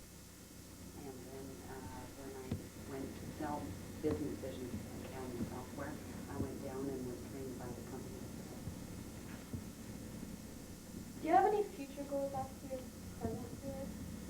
I would like to develop my business more, and I'm already looking at possibly this summer bringing in someone else to work with me. And the main goal is really to get my business developed more and to grow. Do you have any other official responsibilities other than your career? I'm a counselor for Chisholm Township, and as a counselor, I sit on a lot of committees. I'm chairman of the rec committee in Chisholm. I sit on several positions in the Ottawa Conservation Authority, and I'm on our community policing committee. That pretty well covers most of it. I was secretary for the Legion, but I had to give it up. It was just getting too much. Do you have any family responsibilities? Right now, we don't have any children at home. It's just my husband and myself, but my husband has cancer. So a lot of the financial responsibility is on my shoulders. Of course, always support to my children and grandchildren. What made you decide this was the career you wanted? Well, I kind of developed that way. When I was around 12, I was interested in typewriters and taught myself how to type. When I was 15, I was fortunate enough that a gentleman who owned at the time Consumers Distributing in Timmins and had Tilden Rent-A-Car needed someone in the office, and I very boldly told him I knew how to do everything, and he kind of chuckled and hired me. He figured anybody that would say anything like that when it wasn't true was ambitious enough. And working with his accountant, I learned basic record keeping, and from that it's just grown through the years of working. I had a real estate license, sold real estate for 10 years. I've worked in a bank, and my own business now gives me the chance to sell because I'm selling Business Vision software. I also am doing accounting, and I seem to have an aptitude for it. And I did work for Revenue Canada and got very interested in income tax and continued it over the years just for family members and close friends. And I've kept in it, and I've been doing tax returns for around 30 years now. So it's just developed from actual work experience. But because of not having the formal education, it's made it difficult dealing with accountants. In the beginning, I didn't have the terminology, so that made it difficult to communicate properly with them. So that was one of the reasons I decided to go back to school at night and learn accounting, so I'd have the proper terminology. You get a lot of business in this field? I have, well, this year my sales for income tax are down because I've been ill. But last year I did just over 600 income tax returns. This year, so far, I'm just over 400. I haven't actually counted, but around 14 small accounts. I haven't done any training on business vision for about 4 months. I usually slow down during tax season and then do that more in the summer.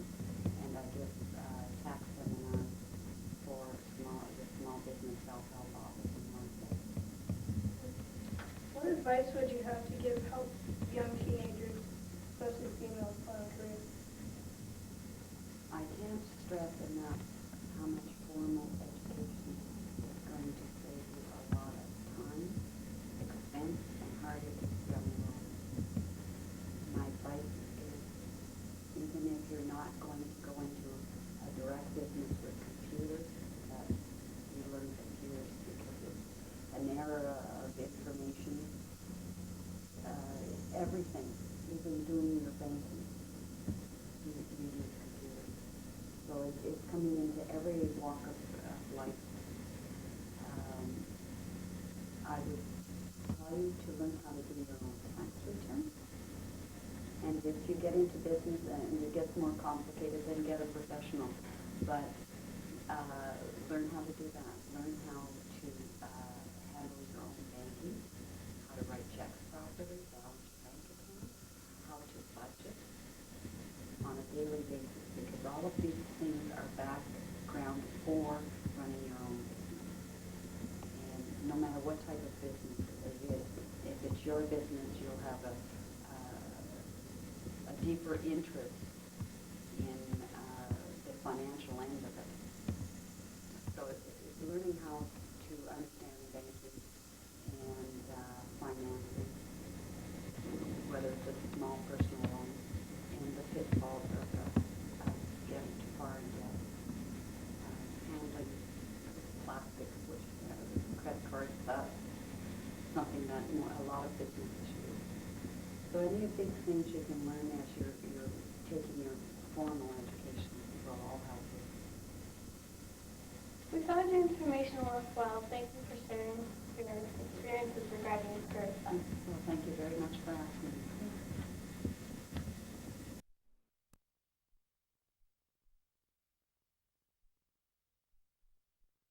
We found your information worthwhile. Thank you for sharing your experiences regarding your career.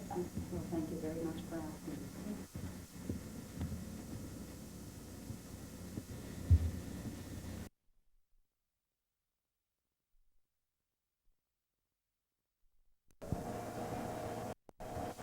I'm Tara Olette. Live on premises at Townsby Market in Powassan, Ontario, interviewing Mrs. Denise Towns. Hello. Hi. What exactly is your job here? I'm a meat cutter and the owner of the store. Oh, is this like a family profession or? Yeah, it is. My father owns a slaughterhouse, Drew Meats in Astorville, and I was trained by him. Okay, would you mind showing us some of your Yeah. tools? This is the display that puts in meat that's packaged so that won't go bad anytime. And the cash register, and there's our slicers. And it'll cut anywhere up to 1.5 inches. Is that for like bologna or anything? Yeah, and steaks, if people want them exactly right, that you can't do, if there's no bones, you can't do it on the saw because it's too soft. So you use the slicer. And there's the digital scales that are checked once a month by weights and measures. And if they're off, they'll put a tag on them and say that you can't use them. And there's our displays that for fresh meat, and the meat has to be frozen every night because it'll go bad. And we have freezers for all the meats frozen. in cases. And chicken is always frozen instantly because chicken you'll get salmonella poisoning really fast. And there's meat tenderizers that you put a steak through. And there's 1,000 mice. And you pass it through 3 times. Actually, I have a steak.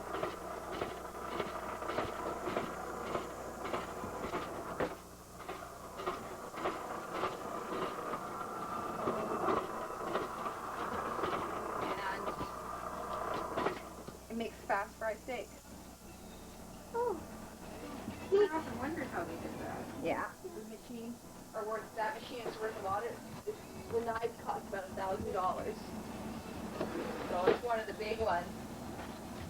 And there's a guard down. And there's the coolers where we keep the fresh meat hanging inside and just cut off of them. They're solid oak doors.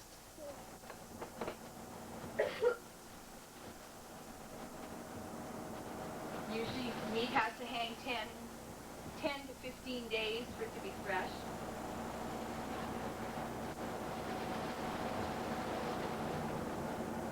And the biggest sellers are beef and pork and chicken, but the chicken's brought in from Maple Lodge. The beef is raised by my father and butchered at the slaughterhouse. Beef and the pork. Okay. And back here we have a meat grinder that makes hamburger or ground beef. And usually I have to pass it twice because it won't mix. You would have fat and meat in different spots. So you usually pass it twice, and we usually only make 10, 15 pounds at a time, so it's always fresh.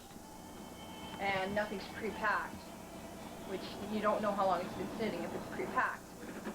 And you always have to have dual sinks, because one's to wash and one's to sanitize.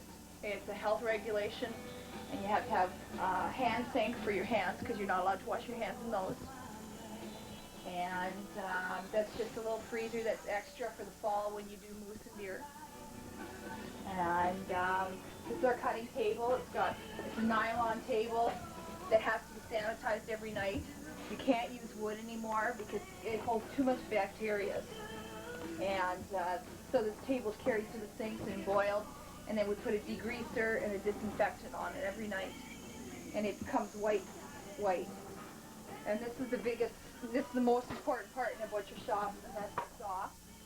And it's really loud, and it's very dangerous, so you got to be very careful. That's what the guards are all for.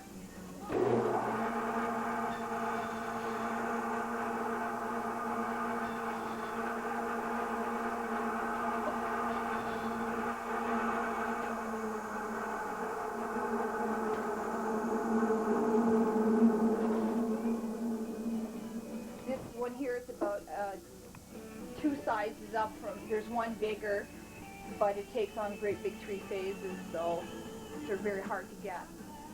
And that's about all the equipment there is. Okay. You became interested in this profession by your family? Yeah, my dad owns a slaughterhouse, and my husband's a butcher. And I started wrapping for him, and he taught me how to cut. Okay. Was there any training required to? Not schooling. I was taught by my husband that was a butcher that was taught by an older butcher, farmer-style butcher. Has this profession brought on any difficulties? Being a woman, you can't get hired. You pretty well have to go into business yourself or know somebody that has a business, because grocery stores and butcher shops usually don't they don't hire women, because women are said they can't carry. And like a side of beef, a frontal weigh maybe 150 pounds, and most women can't carry 150 pounds. So then they say they're not fulfilling their job, and they have a right to hire a man to fill the job. And basically they'll go after your hair. It has to be short, and most women don't like short hair. And the makeup, you're not allowed to wear any if you're in a grocery store. So if there's any reason, they'll go after you for it. Totally, that's excellent. How long have you had this store open? 3 years in June. Okay. Does this occupation have any effect on your personal life whatsoever? I don't have a personal life. When you own a business, especially one like this, you got to be here 6 days a week, and you can't quit at 5 like a normal job. If there's still people coming in, and then you got 2 hours of sanitizing and everything, so it's very hard. It does affect your personal life. How does your family cope with this?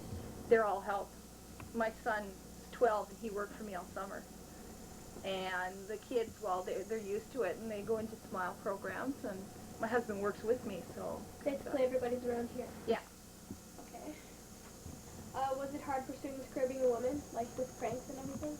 Not really, because I learned at my father's place, my boss was my father, so nobody would do anything, but I'd never been into a grocery store situation, so for me it was okay. Have you ever had problems with a weak stomach working? No. Okay. I've been around this since I was about 9 years old. Everyone wants to know this question. Yeah. No, nothing bothers me.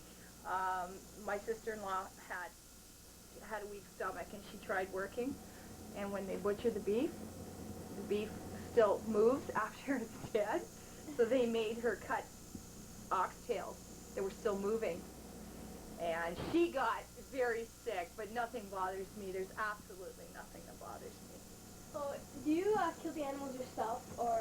Well, they do. There's a team at Giroux Meats, the slaughterhouse, that does that only. Okay, do you have any other goals for the future? Just run my store, be self-employed. Right now I'm working out at my dad's because my dad's out because of an operation, so I'm helping run that place for now. But this place is basically as high as you're going to get. It's a nice big store. So. Yeah. Do you have any suggestions for younger people trying to get into this? It's a really hard job. You never stop, and you got to be strong. To me, lifting 125 pounds is nothing, but I've been doing it all my life, and I know a lot of women can't do that, or won't, which I'm trained for it, so I do it. So it's a very hard.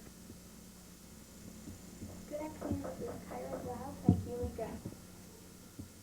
Good afternoon, this is Kyra Glass and Keely Graff, interviewing Sue Davies and Terrence Adams regarding their careers.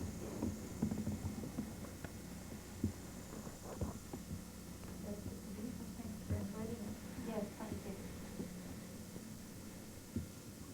What is your official job title? I guess I'm described as a visual artist. What is the main kind of art you do? I mostly do very large landscapes. I prefer to work in oil, so I do work in acrylics and watercolors as well. I work in watercolors and oil and something. And sharpening and coloring. How much education did you require to become the artist you are today? I attended a school that was like a high school, which had 4 years of art training, 16 periods a week. And then I went on to art college for 2 years, Ontario College of Art. And I went to the Portsmouth College of Art, which is in England, and I did a course in display and design. And then I went on to Teachers College and did art as my main subject and taught in a high school. And when I came to Canada, I taught at junior high level in 6th, 7th, and 8th class. Did you show talent as a child? Okay. Well, I've always painted. My earliest recollections of painting and doing things that were creative were when I was about 3. And whenever anybody asked me what I wanted to be, I always said I was going to be a designer. But in my very earliest years. And it didn't exactly work out that way, but I think that I always was really, really interested in art, right from the word go. I used to do a little drawing,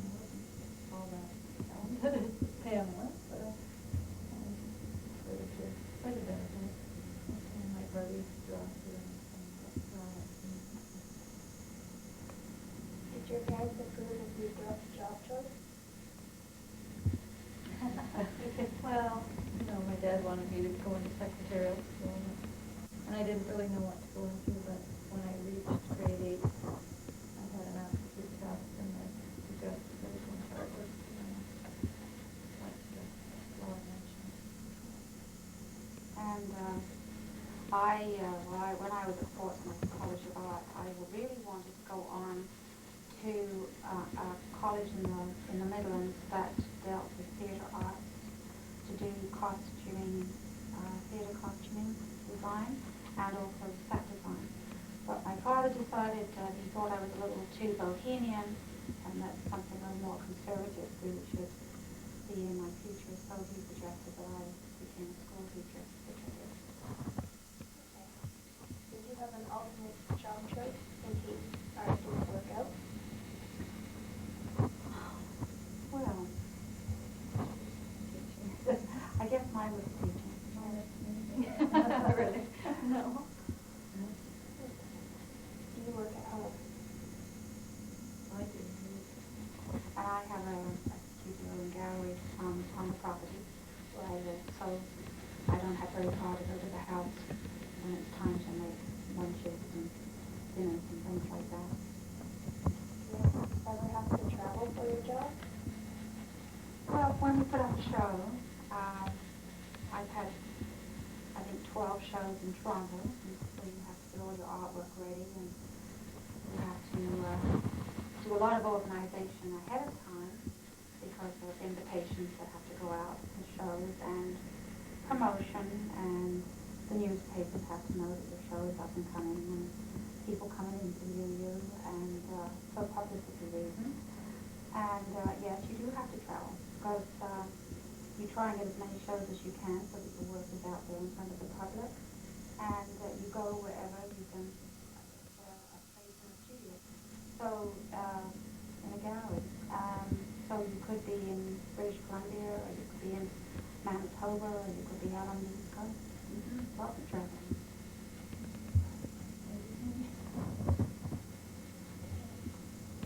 Does your family support a new career? Yes, very.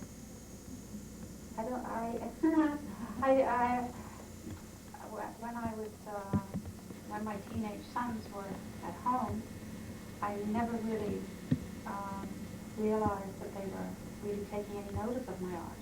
You know, they used to sort of step over me and around me while I was working, but it's when you hear them talking to their friends that you realize that they have noticed what you're doing and are pleased with what you're doing, and sort of proud of you, I suppose. They realize after they're older, when they're younger, they realize every day they see the painting and doing smart work, and they don't realize that you know what to do till other people start noticing. Considering that past famous artists such as Michelangelo or Leonardo da Vinci were male, is it hard for a female to become a famous artist? I think maybe it has in the past. I don't think that's necessarily so, though, and there are a lot of art fields, not just strictly painting, that women can certainly go into.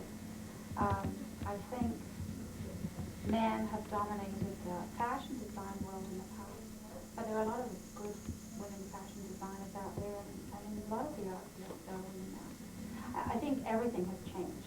Like at one time, a woman, you know, you grew up, you got married, you had children, you were a stay-at-home mom, you baked cookies and made cakes and did the washing and the ironing and all those sort of things. But now women are out in the workforce, and so women now are getting an opportunity. There's better opportunity now, right? More notice. Look at Lynn Johnson, look at Cartoon. There are a lot of male cartoonists. Yeah. Well, some people still skeptic about female ability. I don't think I found anybody who has. No. I think your art is taken, they don't really look at it as male or female behind it. They look at it a little bit. Do you think that there was female talent in the Middle Ages that women chose to ignore? I think it probably expressed itself in different ways. I think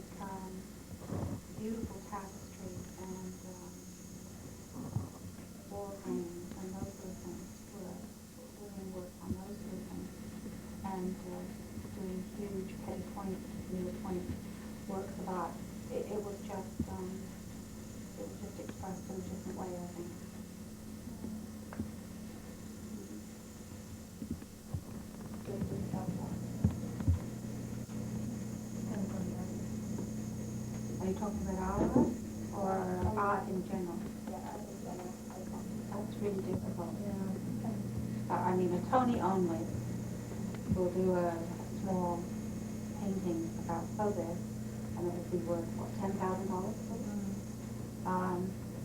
So that's really hard to say. Depends on how famous and well known the artist is, I think. Yeah.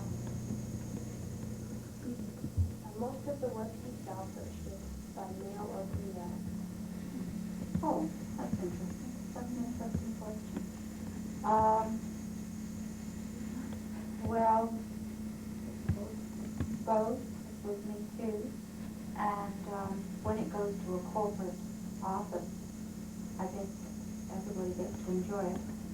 And the committee that chooses the artwork from the corporate office that I have sold to, they have a one man and one woman who choose the art, so it's divided between the two of them. Yeah, I thought with the under art that males would look like men and more than that is outdoors. Yes, well that's a good point, because actually, just trying to think back, I think it is actually mostly men who have bought the Tango pieces. But the other large landscapes that have gone to an office have been chosen by a committee of one of each. My dad used to like that, but my mom likes to collect the Church of Romance with the Victorian houses. So do you encourage your children to go into the field of art? I would encourage them to do it. I feel it's what they're more comfortable with. Yes, I agree. I think it's really important to be happy in what you do every day and feel satisfied, sense of satisfaction. And a lot of people think in terms of the amount of money that they're going to make, but it's not much good having all sorts of money if you're not happy and you're not satisfied. So yes, I would encourage my children if that's what they wanted to do. Do you think the future will bring more opportunities to female artists? I think it already, yes, I think it already has. We have a fine list here that maybe we could go through that women would be really interested in. Do you want to start? Well, of course, fashion design and costume for theater and TV. That even everything, commercial art, which graphics, cartoons. There's makeup artists for movies and television. I have somebody that I know in Toronto, and she has a really exciting life. Every time they do a movie in Toronto, she's down there doing all the makeup. And it's not beauty makeup. It's if somebody has an accident in a movie, she has to make them look as if they just had this terrible accident, put scars on them, and she has to make people who are really quite young look really old, with big bushy eyebrows and beards and gray hair and wigs and so on. So she really has quite a creative and interesting job. Sue was saying earlier that there's medical artists, people who do drawings for illustrated medical books, divisions of cells and diseases and how they look under a microscope and so on. There's book illustrators of all sorts, children's books, school books. You've got like and magazine articles. I used to work for the Canadian Book Society that did actually school books. And what they do there is they give you the storyline, and then you could use all sorts of pictures, and then they choose which ones they're going to use in the actual text. There's furniture design. I mean, we sit on furniture and we don't think much of anybody having originally drawn it, but that's I think is probably a really interesting job. Yes. There's computer design now. You can do all sorts of artwork on computers. And then there are, of course, the traditional arts like sculpture and the fabric art, pottery, weaving, yes. Then there's architecture. There are good women architects as well as men. Interior design. You know, the colors that you paint the wall, the fabrics that you put with those colors, the fabrics that go on the Chesterfield, on the chair, at the windows, on the drapes, and so on. There's jewelry designing, which I think is very fascinating, working in metals and silver and gold and casting. There's display and design for window dressing. There's big stores that have beautiful windows. Especially, I think it would be fun at Christmas that somewhere like Eden, with all the mechanical Christmas figures. That would be fun to do, I think. Even in North Bay, Grisons have their own art department, and they do those interesting window designs there. Yeah. And of course there's animation and robotics for film, like building huge dinosaurs in Jurassic Park. Somebody had to design and build it. So there's lots of exciting things out there. Oh yes, growing all the time. What would be any advice to girls hoping to go into the field of art? That's right. Well, They should learn all they can from every person. Because you can always learn something new from every person that you meet. yeah, you need to be exposed to all different kinds of art and all different fields that are out there. I think don't be discouraged. Things don't always work out right for you the very first time. So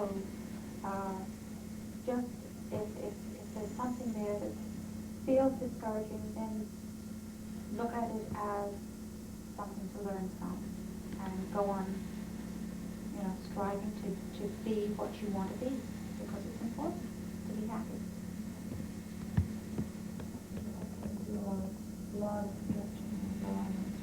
Yeah, learning to carry a sketchbook. Now this one is a bit, a bit big. You can get smaller ones that fit in your pocket.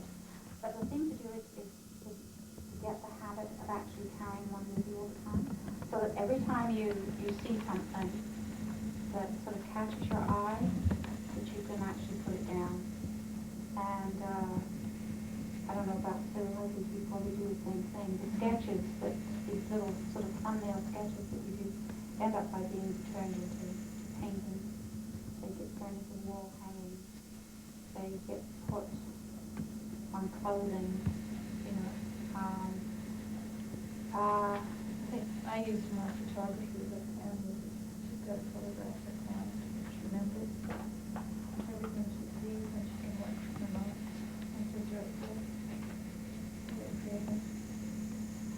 It's also, it's fun actually having the ability to be creative, because you can turn sort of disasters into things that are kind of fun. I had a skirt that I absolutely loved, and I spelt bleach. So I got all these splots on it. So then I turned the splots into a design, and I actually painted on my skirt with acrylic, and I got a whole theme. I got islands, I got clouds, I got the sun, I got seagulls, I got a sailboat, and my skirt ended up by being really unique. And what it started out as sort of a bit of a disaster and an accident, turned into sort of a happy accident.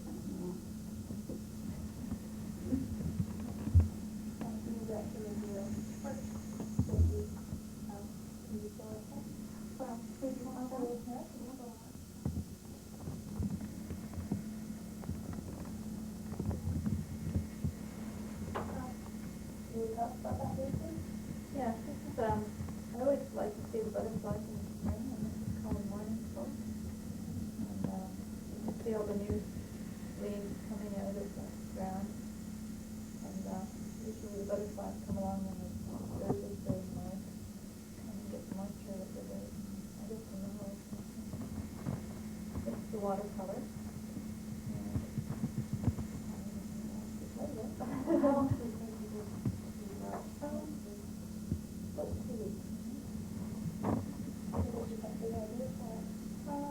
Photographs, I usually use photographs.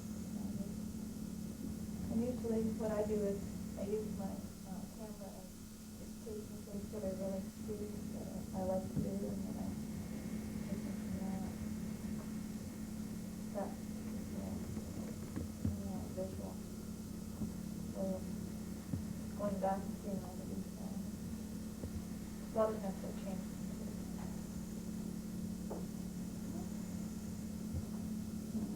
There's one here I'm working on now. It's a work in progress.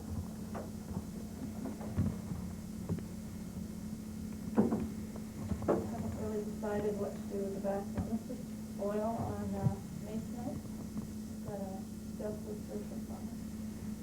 And then depending on how that looks good on a canvas. I do work in canvas too. Shows this one too. Because it's needed. And I work very sensitive on it. So this one is just in progress and haven't finished it. So see the end of drawing.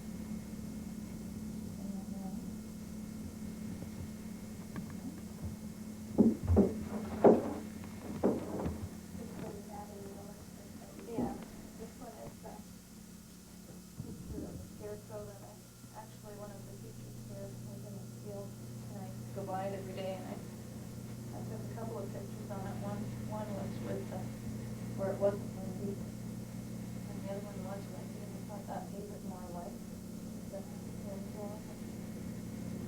Actually, see, that's the water coming in.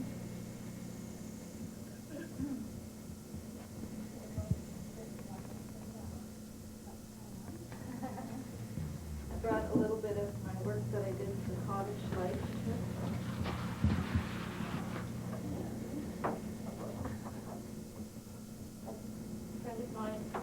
Both same friend actually, is a writer, and asked me to do a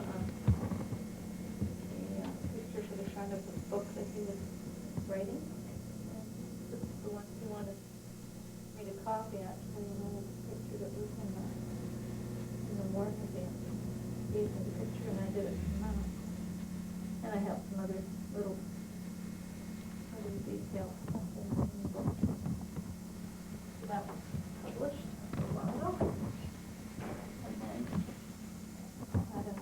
An article, he did an article in Cottage Life, and I illustrated the article.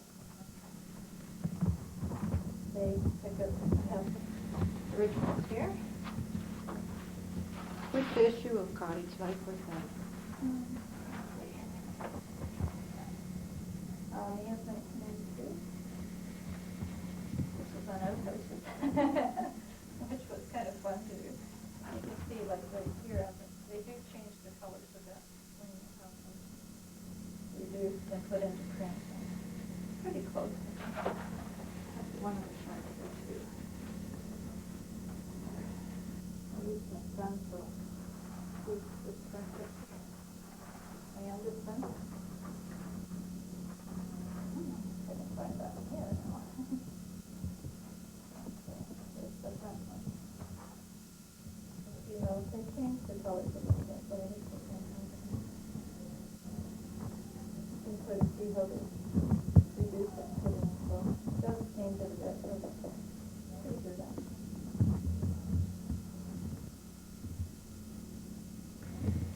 Can you explain that for the artwork? Well, these two paintings here are oil on masonite, and a few years ago I was really lucky, and I spent some time on an Indian reserve off the west coast of British Columbia, and I was very fascinated by the stories that I heard, and when I came home I wanted to show those stories that I'd heard there, but not in a native way, because I don't feel as if I have a right to do that because I'm not a native person, but I felt as if I could legitimately show what the stories meant to me. And I heard this story about a man who at his birth was blessed by the spirit of the turtle. And if anything happened to him when he was out on the water, and because he was blessed by the spirit of the turtle, he would always be safe. Well, he went out in the canoe with his daughter and his son, and a great big storm came up and swamped the canoe, and they thought they would all drown. But because he was blessed by the spirit of the turtle, all of them were safe. And so I put the turtle in the painting and the canoe, and I liked the idea of these swamping waves being sort of, if you were to cut a canoe in half, you would have this sort of shape. And so I used all those elements in my painting. And in this one, I heard the story on how the thunderbirds swept down from the mountains and met the maidens of the waters. And when the two met, it was time for the salmon to come to spawn. And so here we have the maiden of the ocean with her crown of seaweed singing her song, and the thunderbirds that came down from the mountain, the two of them united at the time of the spawning of the salmon.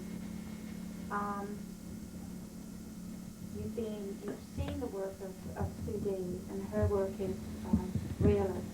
I consider myself an impressionist. In other words, I look at something, I get the impression and the feeling of the work, and then I try to put that down on paper. And these two works are watercolor, on heavy watercolor paper. The first one is called Eleanor's Geranium, and that's up at the cottage. This elderly lady always has this lovely old white tub, and she always has it filled with red flowers, not always geraniums, but the year that I saw them there, that I wanted to paint them, they were certainly geraniums. And I'm very fond of design. I see a lot of design in my artwork, and so the shapes of the shadows on the side of her cottage of the hemlock tree was very important that I put that in. This painting here is called Spring at Last, and I mean, we who live up here in this part of the world, we recognize when there's still ice on the water and it starts to run clear and dark. And I was very fascinated with this little island that was left in the middle of this little island that was still icy in the middle of the dark water. And I wanted to show, the rocks on the bottom of the water, and the water, how it turns, like the ice starts to turn yellow just before it starts to melt. So this was just a northern scene that I thought was kind of nice, and the title, Spring at Last, probably indicates that I was pretty tired of winter by this time. Okay? And the last one, I'll hold this one up. Maybe you could hang on to that one. Would you slip up and slide forward?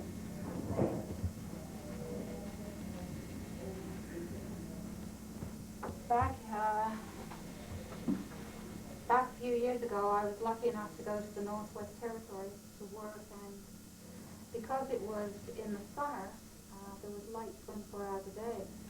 And so after I had done my work, then I could do some painting, and I was very impressed with the sculptural shape of the tundra.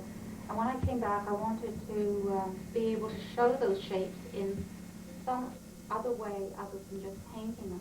So I took 100% unbleached cotton and washed it, and then I painted on it with acrylics, and then I put padding behind it, and I stitched on them so that you've got a very sculptural feel to the land. And I did a series of 12 of these large ones, and was lucky enough to have a show at the St. Lawrence Centre in Toronto, where they were displayed on a big concrete wall, and it was a very good place to show this kind of work. This was just the series of the 12, and I didn't do any more stitch pieces after that, but it was the way I felt about the land. It had that molded, sculptural shape to it that I was hard-pressed to show in any other way. And then we have a couple of other pieces of actual fabric art. Maybe you'd like to give me those, would you?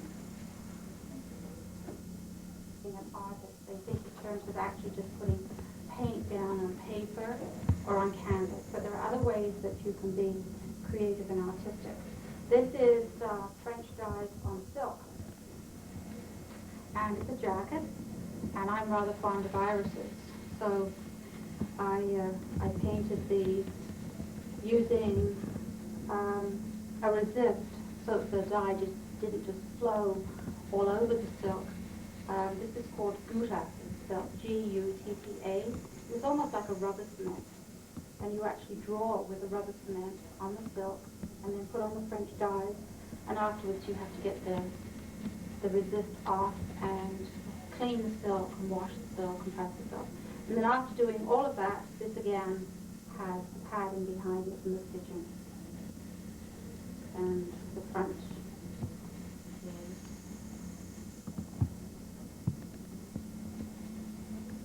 and I don't suppose you can see, but there's actually some beadwork on this too in the center of the flowers. And this is called the stitching where there's no color, but it's the same shape as the irises. It's called trapunta. And a very simple way of making something sort of uniquely your own. This is just an ordinary shop-bought denim dress, and I wanted to sort of make it a little more unique. And so I just took a stencil. This is a stencil that you just buy at some place like Lewis Craft. Comes in on mylar, two different pieces to the stencil. You stencil one piece and then you overlap it with the second part of the design. You buy them in a package which shows you what the design will look like when it's finished. And I ended up by using it on the bottom of the skirt of my dress. Now you have to make sure that the fabric is washed first, otherwise you're painting on the sizing that's in the cloth. And then the first time you washed it, it would come off because it would just be sitting on top of the sizing. But once you've actually washed the garment, then you can actually paint right on your clothing. And then you just heat set it with an iron. After the paint is dry, you just put a cloth underneath and on top and then a hot iron over it. And then you can just put it in the washing machine and the design will come off. I used to paint on my children's clothes when they were little, like on the backs of their jean jackets. I painted carousel, horses, and that sort of thing. And usually they grew out of their clothes before the painting ever came off. So it's kind of a fun way to make it sort of more personal and more for you. And I think that's just about everything that I brought. Thanks for coming in. Well, thank you very much for inviting us. It's been fun. We had a lot of fun. Wish we had more time. Where I just really liked your painting. I really liked the staff. I just girl on that underwood. Here. The original. I really like painting watercolors.